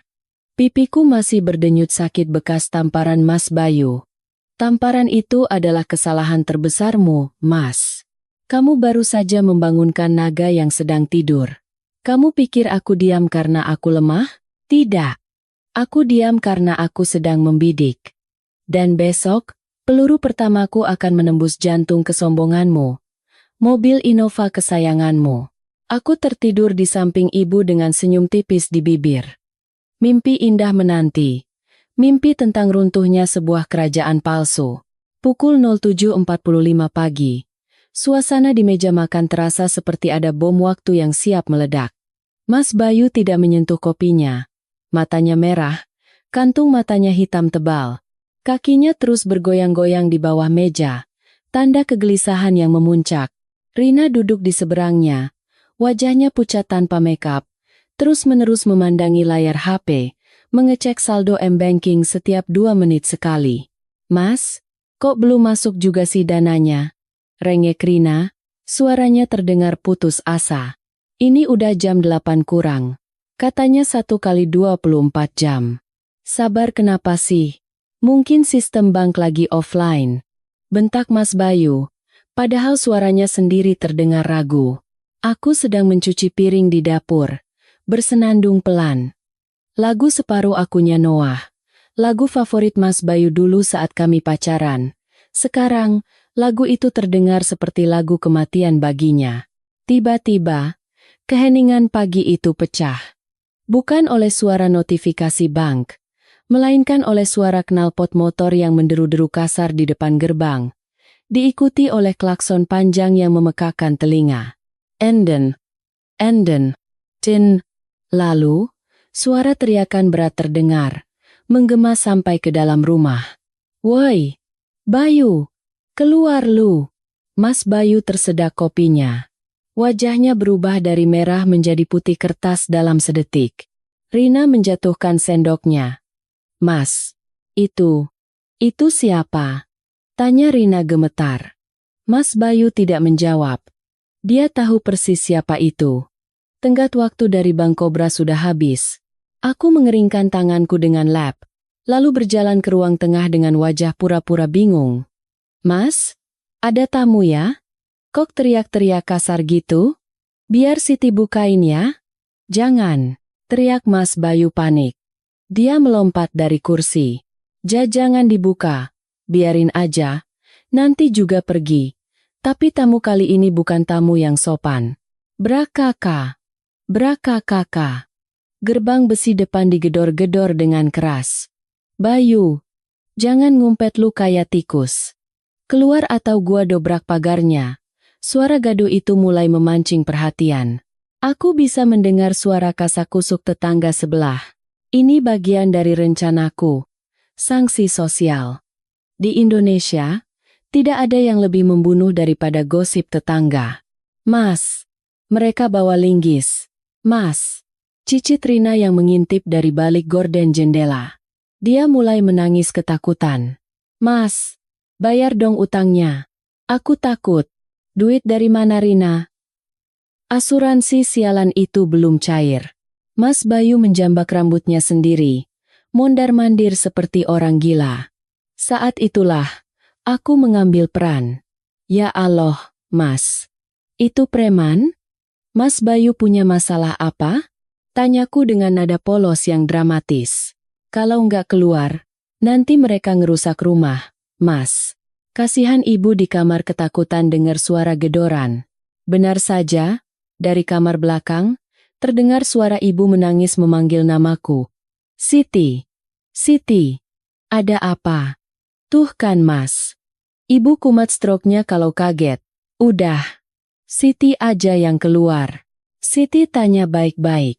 Tanpa menunggu izin Mas Bayu yang sedang lumpuh karena takut, aku berjalan menuju pintu utama.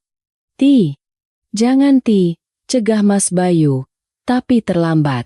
Aku sudah membuka pintu jati itu lebar-lebar. Di depan gerbang, 3 orang pria berbadan besar dengan jaket kulit hitam dan tato di leher sudah berdiri dengan wajah garang. Salah satunya yang kemarin kutemui di pasar memegang tongkat baseball. Melihat pintu terbuka, mereka langsung merangsek masuk ke halaman. Mana lakimu, Bu? Suruh keluar. Bentak si botak. Mas Bayu akhirnya muncul di belakangku. Gemetar, mencoba bersikap berani tapi gagal total. Bang Jago. Santai Bang. Kita bisa bicarakan baik-baik. Kata Mas Bayu terbata-bata. Bicara ndasmu. Si botak meludah ke lantai teras marmer yang baru dipel. Tempo abis hari ini jam 8. Bos udah bilang, kalau nggak ada duit 50 juta cash sekarang juga, unit ditarik. Tolong Bang, kasih waktu sore ini. Sore ini pasti cair. Saya lagi nunggu transferan 500 juta. Sumpah Bang. Mas Bayu memohon, kedua tangannya ditangkupkan di dada. Halah, lagu lama kaset kusut. Penipu kayak lu mana bisa dipercaya. Si botak memberi isyarat pada 2 temannya. Tarik unitnya, bawa kuncinya sekalian. 2 preman lainnya langsung bergerak menuju mobil Innova hitam yang terparkir kinclong di carport. Mobil kebanggaan Mas Bayu. Mobil yang dia pakai untuk pamer ke teman-teman SMA-nya. Mobil yang dia pakai untuk berselingkuh dengan Rina. Melihat mobilnya disentuh, Rina yang sejak tadi bersembunyi akhirnya keluar. Insting materenya mengalahkan rasa takutnya. Jangan diambil mobilnya. Rina berlari tertatih-tatih dengan perut besarnya, mencoba menghalangi preman itu. Itu mobil saya. Itu harta saya. Minggir Bu. Jangan sampai perut ibu kesenggol. Nanti saya yang salah. Dorong preman itu pelan tapi tegas. Enggak mau. Mas Bayu, cegah mereka Mas. Itu mobil buat antar aku lahiran nanti. Rina menangis histeris. Memeluk kap mesin mobil itu seolah memeluk nyawanya sendiri. Pemandangan yang sangat menyedihkan sekaligus menggelikan. Seorang wanita hamil membela mobil, bukan membela harga dirinya. Para tetangga mulai berkerumun di depan pagar. Ada Bu Tejo, Pak RT, dan ibu-ibu komplek yang memang hobi gosip. Mereka berbisik-bisik, menunjuk-nunjuk. Kamera HP mulai diangkat. Live streaming grup WhatsApp komplek dimulai.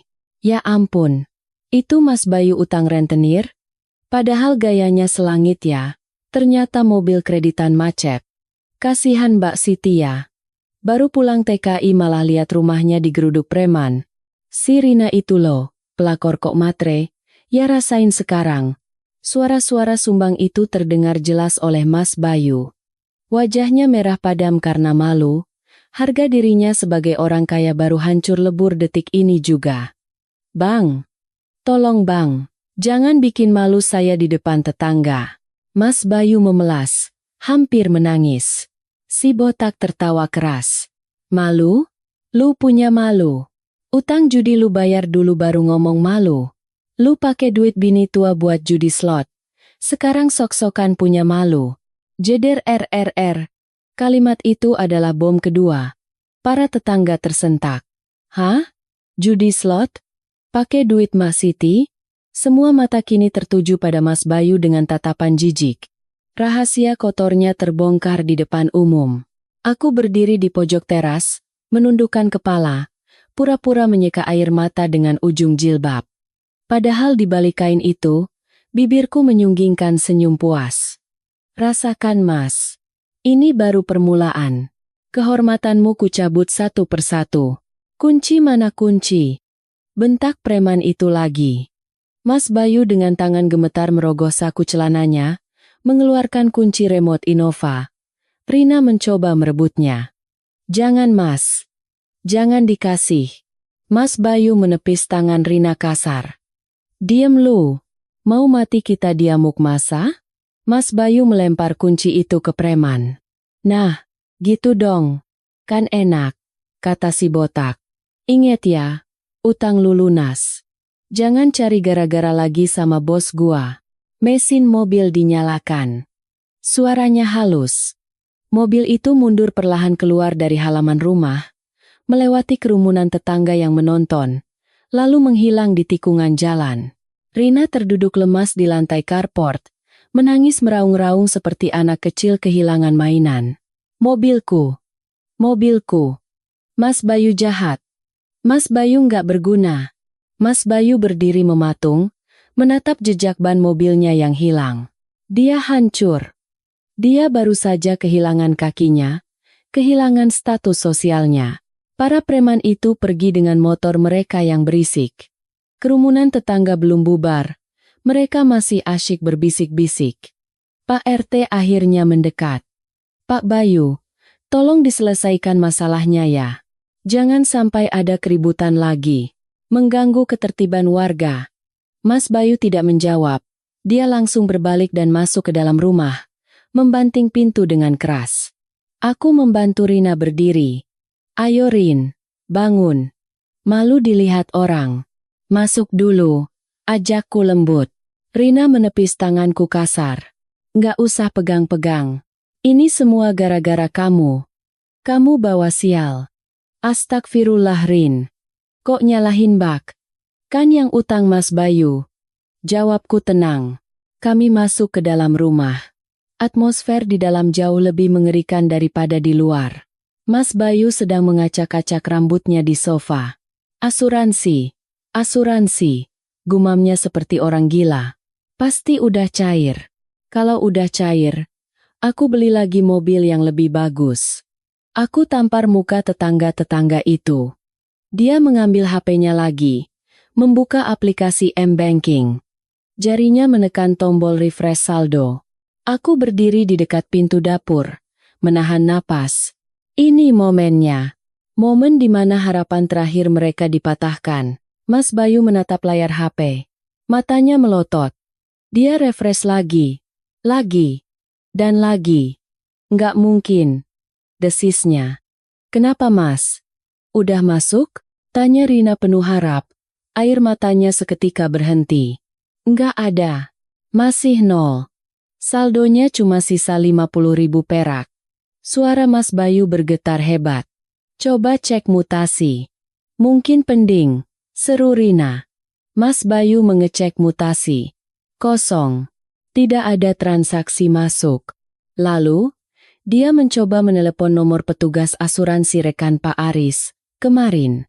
Nomor yang Anda tuju sedang tidak aktif atau berada di luar jangkauan.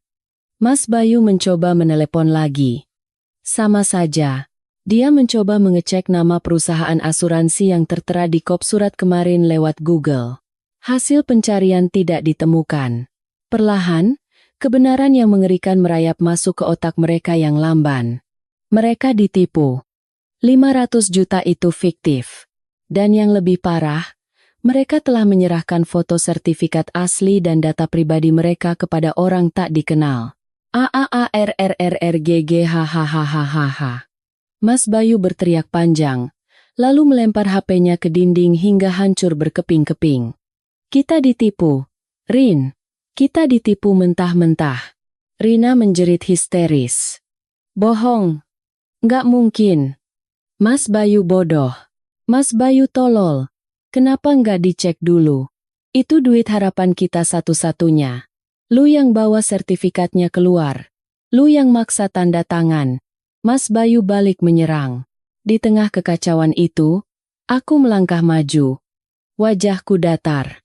Sudah cukup sandiwaranya. Mas, panggilku. Suaraku tidak lagi lembut. Suaraku dingin dan tajam. Mereka berdua menoleh. Terengah-engah.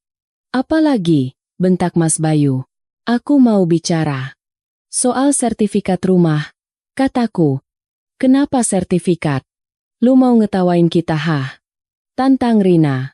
Aku menarik kursi makan, lalu duduk dengan tenang di hadapan mereka yang berdiri berantakan. Aku menyilangkan kaki gaya duduk yang dulu sering dilakukan nyonya majikanku saat memecat pegawainya. Kalian tahu nggak? Mulaku pelan, kenapa orang asuransi itu nggak bisa dihubungi? Mereka diam. Menatapku bingung. Dan kalian tahu nggak, siapa yang sebenarnya melunasi hutang Mas Bayu ke Bank Kobra tadi, sehingga mobil itu ditarik dengan damai? Mata Mas Bayu menyipit. Maksud lu apa, Ti?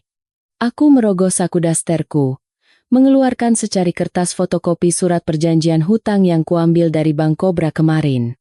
Aku melemparkannya ke atas meja. Kertas itu melayang pelan dan mendarat tepat di depan mata Mas Bayu. Baca, perintahku. Mas Bayu mengambil kertas itu dengan tangan gemetar. Matanya membaca baris demi baris. Pihak pertama, kreditur, Siti Aminah. Pihak kedua, Bayu Prasetyo. Perihal, pengalihan piutang dan jaminan BPKB. Mas Bayu mendongak. Wajahnya seperti melihat hantu.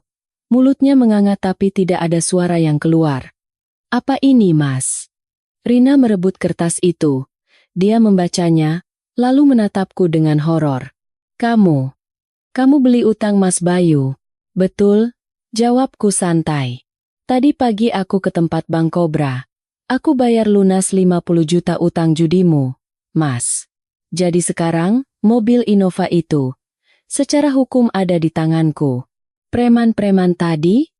Mereka cuma kurirku. Mobil itu sekarang sedang diparkir di tempat aman. Siap dijual untuk mengganti sebagian uangku yang kamu curi. Lu punya duit 50 juta dari mana?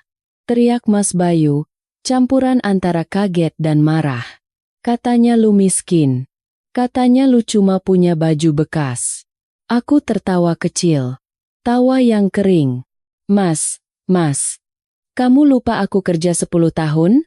Kamu pikir aku sebodoh itu kirim semua uangku ke kamu? Aku masih punya simpanan. Simpanan terakhir yang tadinya mau kupakai buat modal kita tua nanti. Tapi karena kamu lebih milih judi dan selingkuh. Ya sudah, aku pakai buat beli harga dirimu. Siti, kurang ajar lu. Mas Bayu maju hendak memukulku lagi. Tapi kali ini, aku tidak diam. Aku berdiri tegak. Mataku menatapnya nyalang. Maju. Bentakku menggelegar. Suaraku bergema di seluruh ruangan. Maju satu langkah. Aku lapor polisi sekarang juga. Bukti judimu, bukti penelantaran ibu, bukti KDRT kemarin. Semuanya sudah ada di tangan pengacaraku. Langkah Mas Bayu terhenti. Dia ciut. Dia melihat sesuatu di mataku yang belum pernah dia lihat sebelumnya. Dia melihat Siti yang berbeda. Dan satu hal lagi, lanjutku, menurunkan nada suaraku menjadi ancaman yang lebih menakutkan. Soal orang asuransi itu. Kalian ingat dokumen yang kalian tanda tangani kemarin? Kalian baca nggak halaman ketiganya? Wajah Rina memucat. Halaman ketiga? Di situ tertulis pernyataan bahwa kalian mengakui berhutang 2 miliar rupiah kepadaku untuk pembangunan rumah ini. Dan karena kalian sudah tanda tangan di atas materai. Aku tersenyum manis, senyum iblis. Maka surat itu sah secara hukum. Pengacaraku sekarang sedang memproses pemblokiran sertifikat rumah ini di BPN. Artinya apa? Rina bertanya dengan suara hampir hilang. Artinya, aku mendekatkan wajahku ke wajah Rina. Rumah ini sekarang dalam status sengketa. Kalian gak bisa jual, gak bisa gadai ke bank, gak bisa apa-apain. Dan begitu proses pengadilan selesai, kalian akan diusir seperti anjing kurap dari sini. Rina menjerit. Kakinya lemas dan dia jatuh terduduk di lantai. Dia menangis meraung-raung, memukuli lantai. Enggak mungkin. Rumahku. Ini rumahku. Mas Bayu mundur beberapa langkah, menabrak tembok. Dia menatapku seolah aku adalah monster. Lu jebak kita. Lu jebak suami dan adik lu sendiri. Kalian yang menjebak diri kalian sendiri dengan keserakahan, jawabku dingin. Aku cuma kasih umpan. Kalian yang lahap memakannya. Sekarang, aku menunjuk pintu kamar belakang. Aku mau urus ibu. Jangan ganggu aku. Dan oh ya, mulai hari ini, kalian yang masak sendiri, cuci baju sendiri, dan bayar listrik sendiri. Kalau nggak punya duit, silakan jual tuh tas Hermes palsu atau jam tangan KW kalian. Aku nggak peduli. Aku membalikan badan, berjalan menuju kamar ibu dengan langkah tegap. Di belakangku, suara tangis penyesalan Rina dan umpatan frustasi Mas Bayu menjadi musik yang indah di telingaku. Tapi tunggu, ini belum berakhir. Mereka masih punya atap di atas kepala mereka. Mereka masih punya kebebasan. Itu terlalu enak. Aku ingin mereka merasakan dinginnya lantai penjara. Dan aku masih punya satu kartu as lagi. Obat-obatan terlarang. Aku tahu Mas Bayu kadang mengonsumsi obat penenang kalau kalah judi. Dan aku tahu di mana dia menyimpannya. Saatnya membuat laporan anonim ke polisi. Malam itu, hujan turun lagi. Langit seolah mengerti suasana di dalam rumah yang kini terasa lebih dingin daripada kamar mayat. Listrik di ruang tengah sudah dimatikan. Bukan karena hemat, tapi karena Mas Bayu takut bayangan tubuhnya terlihat dari luar jendela. Dia paranoid. Dia takut penagih utang lain akan datang. Atau mungkin takut pada bayangannya sendiri. Aku dan ibu makan malam di kamar belakang. Menu sederhana, nasi hangat, telur dadar, dan sambal terasi. Tapi bagi kami, rasanya nikmat luar biasa. Rasa nikmat dari sebuah kemenangan kecil. Di ruang tengah, aku mendengar suara perut keroncongan. Mas Bayu dan Rina belum makan seharian. Uang sisa belanja kemarin sudah habis untuk bensin mobil Innova yang sekarang sudah disita. Saldo ATM kosong. Dompet kosong. Mas, aku lapar. Renghek Rina. Suaranya lemah, tidak lagi melengking sombong seperti biasa. Anak kita butuh makan, Mas. Diam lu, gua juga lapar, bentak Mas Bayu dalam kegelapan. Lu pikir gua pesulap bisa ngeluarin nasi dari pantat? Aku tersenyum tipis, menyuapkan sendok terakhir ke mulut ibu. Bu, Siti keluar sebentar ya. Mau buang sampah, pamitku. Aku keluar kamar membawa piring kotor. Aroma sambal terasi yang sedap menyebar ke ruang tengah, menusuk hidung mereka yang kelaparan. Rina menelan ludah. Matanya menatap sisa telur dadar di piringku dengan tatapan nanar. Dulu, dia membuang makanan restoran mahal kalau tidak sesuai selera. Sekarang, dia menatap sisa telur dadar seperti menatap emas. Mbak Siti. Panggil Rina pelan. Harga dirinya runtuh demi perut. Masih ada nasi nggak? Dikit aja buat aku. Kasihan bayinya. Aku berhenti berjalan. Aku menatap adikku itu. Nasi ada. Jawabku datar. Tapi bukan buat kamu. Beras itu aku beli pakai uangku tadi sore. Kamu lupa. Aku bilang kalian harus cari makan sendiri. Tega kamu, Ti. Ini adikmu lagi hamil. Mas Bayu menyela dari sofa. Lebih tega mana sama suami yang nidurin adik iparnya sendiri di rumah istrinya? Balasku telak. Kalau lapar, jual tuh barang-barang mewah kalian, katanya orang kaya. Aku berlalu ke dapur, membiarkan mereka menelan ludah dan air mata. Ucapan jual barang mewah itu rupanya memicu ide di kepala Rina. Beberapa saat kemudian, aku mendengar Rina mengaduk-aduk lemari di kamar atas. Dia turun membawa beberapa tas branded yang selama ini dia pamerkan di Instagram. Ada tas Hermes, Gucci, Louis Vuitton. Mas, antar aku ke rumah Mbak Yanti. Dia dulu naksir tas Hermes ini. Aku mau jual 15 juta aja. Lumayan buat makan sebulan, kata Rina penuh harap. Naik apa? Jalan kaki? Mobil udah nggak ada. Mas Bayu mendengus. Ya jalan kakilah, cuma beda 2 blok. Ayo mas. Aku takut jalan sendiri malam-malam, paksa Rina. Akhirnya mereka pergi menembus gerimis. Aku mengintip dari jendela. Pasangan Sultan dan Nyonya besar itu kini berjalan kaki di pinggir got, memeluk tas, dengan perut lapar dan baju kusut. Aku tahu apa yang akan terjadi, dan aku tidak sabar menunggu hasilnya. Sekitar 1 jam kemudian, mereka kembali. Tapi kali ini, suasana lebih parah. Rina menangis histeris sepanjang jalan, sementara Mas Bayu berjalan cepat dengan wajah merah padam, berusaha menutupi telinganya. Begitu masuk rumah, Rina melempar tas Hermes itu ke muka Mas Bayu. Buka, penipu. Dasar laki-laki penipu, jerit Rina.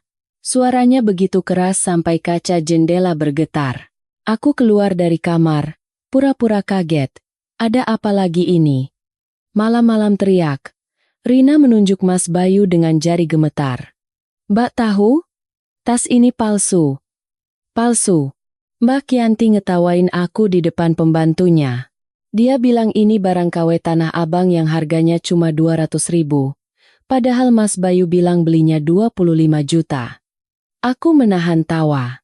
Jadi ini rahasia kecil Mas Bayu lainnya. Bukan cuma itu.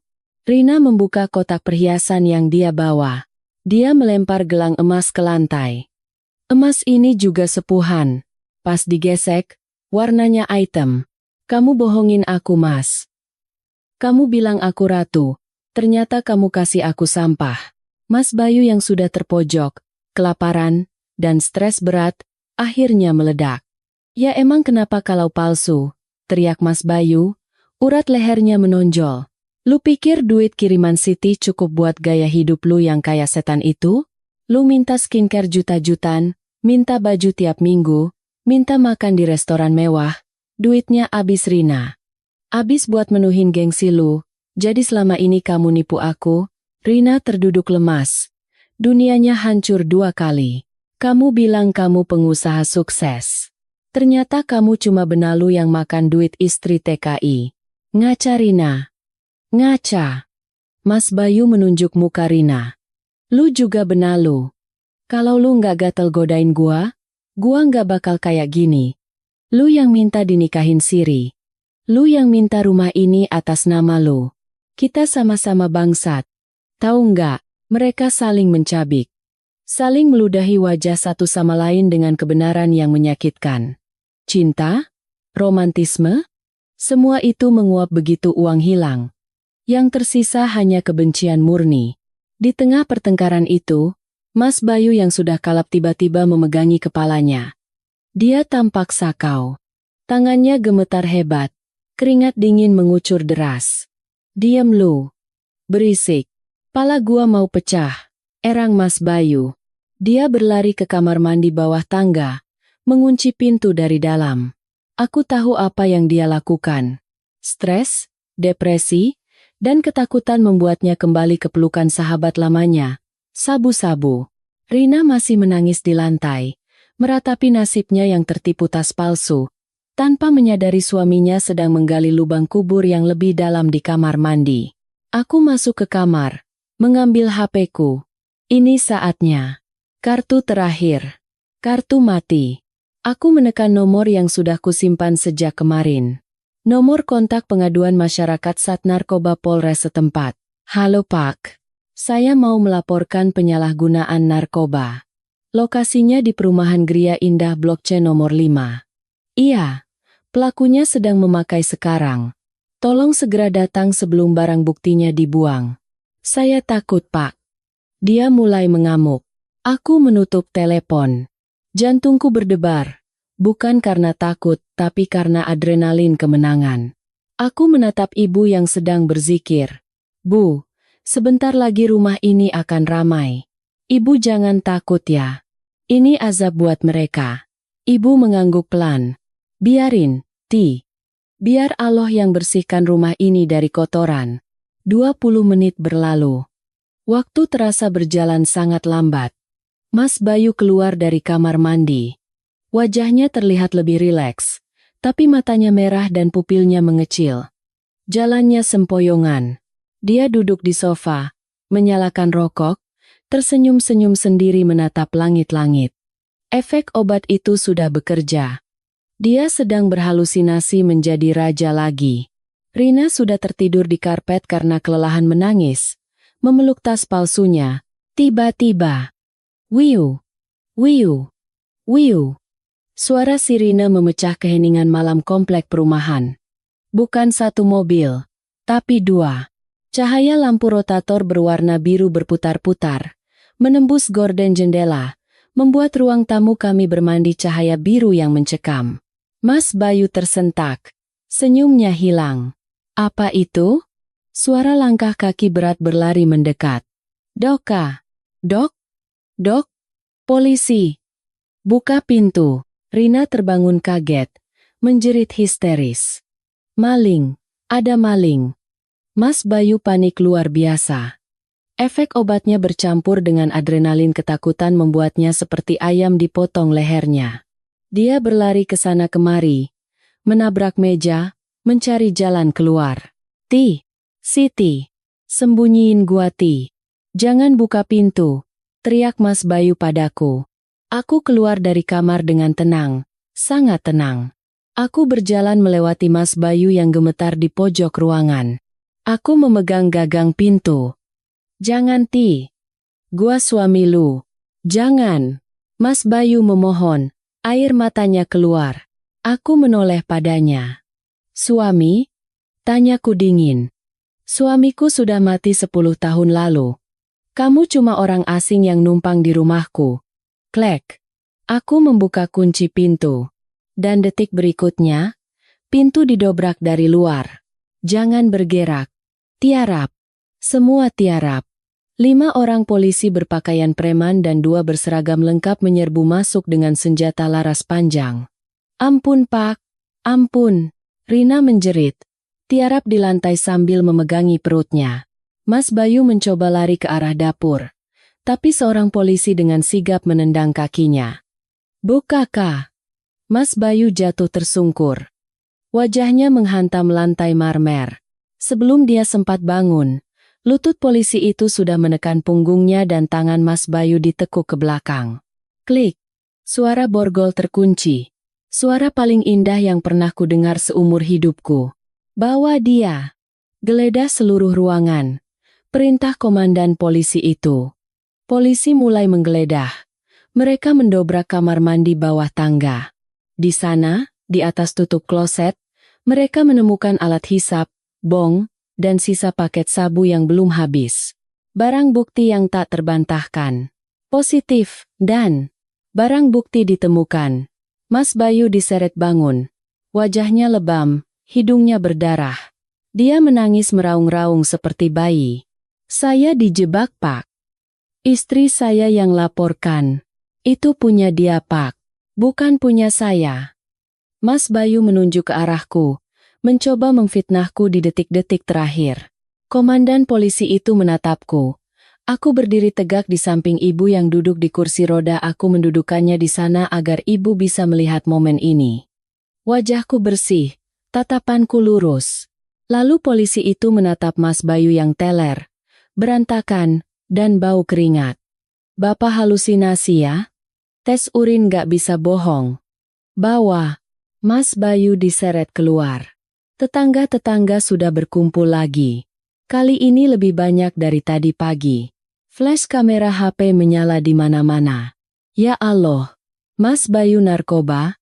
Pantesan kelakuannya aneh. Malu-maluin kampung. Syukurin. Udah selingkuh. Penipu. Pemakai lagi. Cemoohan warga terdengar seperti paduan suara penghakiman. Mas Bayu menundukkan kepalanya dalam-dalam. Dia tidak berani menatap siapapun. Dia tamat. Riwayatnya selesai.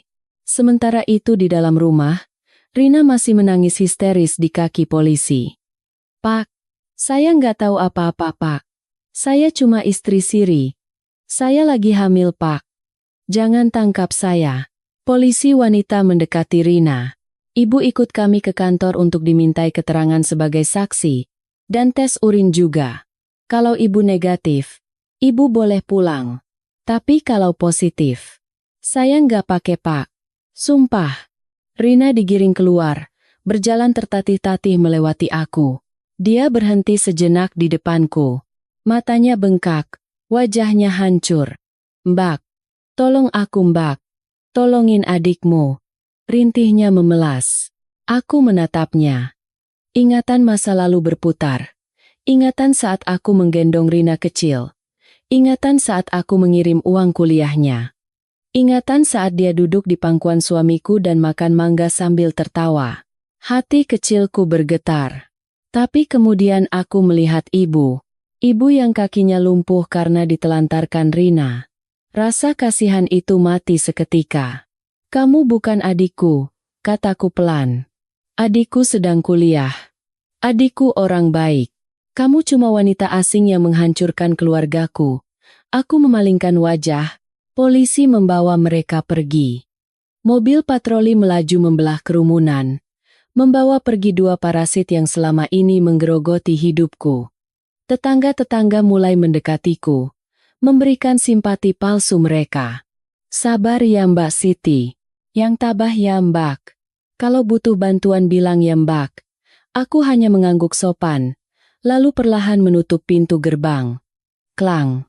Suara besi beradu menutup akses dunia luar. Malam itu, rumah kembali sepi.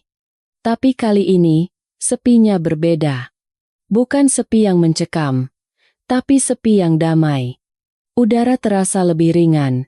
Aku mendorong kursi roda ibu kembali ke kamar. Sudah selesai, Bu, bisikku. Mereka sudah pergi. Rumah ini bersih lagi. Ibu tersenyum, air matanya menetes. Alhamdulillah. Alhamdulillah. Tapi aku tahu, ini belum benar-benar berakhir secara total. Mas Bayu akan dipenjara lama. Narkoba ancamannya berat, apalagi dia residivis kasus penipuan. Ternyata Pak Aris menemukan catatan kriminal lama Mas Bayu. Namun Rina, dia hamil. Hukum mungkin akan sedikit lunak padanya. Dia mungkin akan dibebaskan setelah pemeriksaan jika terbukti negatif narkoba. Dan saat dia kembali ke sini nanti sebatang kara, tanpa uang, tanpa suami, dengan perut besar dia akan menyadari bahwa neraka yang sesungguhnya bukanlah penjara polisi. Neraka yang sesungguhnya adalah hidup di bawah kakiku. Keesokan harinya, aku pergi ke kantor polisi, bukan untuk membesuk sebagai istri yang setia, tapi untuk mengantarkan hadiah terakhir. Aku duduk di ruang tunggu, melihat Mas Bayu digiring lewat lorong dengan baju tahanan oranye, rambutnya digunduli. Dia melihatku. Dia berhenti, matanya memancarkan harapan. Dia pikir aku datang untuk menjamin penangguhannya. Siti, tolongin Mas Ti. Mas janji bakal berubah. Cabut laporannya Ti. Teriaknya dari jauh. Aku berdiri, berjalan mendekati jeruji pembatas. Aku mengeluarkan sebuah map merah dari tasku. Mas, aku datang bukan buat nolong kamu, kataku datar. Aku datang buat nganterin ini. Aku menyelipkan map itu lewat celah jeruji. Ini surat gugatan cerai. Dan surat somasi pengosongan rumah. Begitu kamu keluar dari penjara mungkin 5 atau 6 tahun lagi jangan pernah injakan kakimu di desa ini. Atau aku akan pastikan utang-utangmu yang lain mengejarmu sampai ke neraka. Mas Bayu ternganga. Ti, kamu sekejam ini? Aku belajar dari guru terbaik, Mas. Jawabku sambil tersenyum tipis. Yaitu kamu. Aku berbalik badan, melangkah pergi meninggalkan teriakan putus asa Mas Bayu yang menggema di lorong penjara yang dingin. Saat aku keluar dari kantor polisi, matahari bersinar sangat cerah. Aku menghirup udara bebas. Bebas yang sesungguhnya. Tapi urusanku dengan Rina belum selesai. Dia baru saja dipulangkan oleh polisi karena hasil tes urinnya negatif. Dia sekarang sedang dalam perjalanan pulang ke rumahku. Rumah yang sekarang ku cinta, bukan sebagai rumah keluarga, tapi sebagai arena penyiksaannya. Selamat datang kembali, adikku sayang. Selamat menikmati hidup barumu sebagai pembantu di istana yang dulu kau kira milikmu.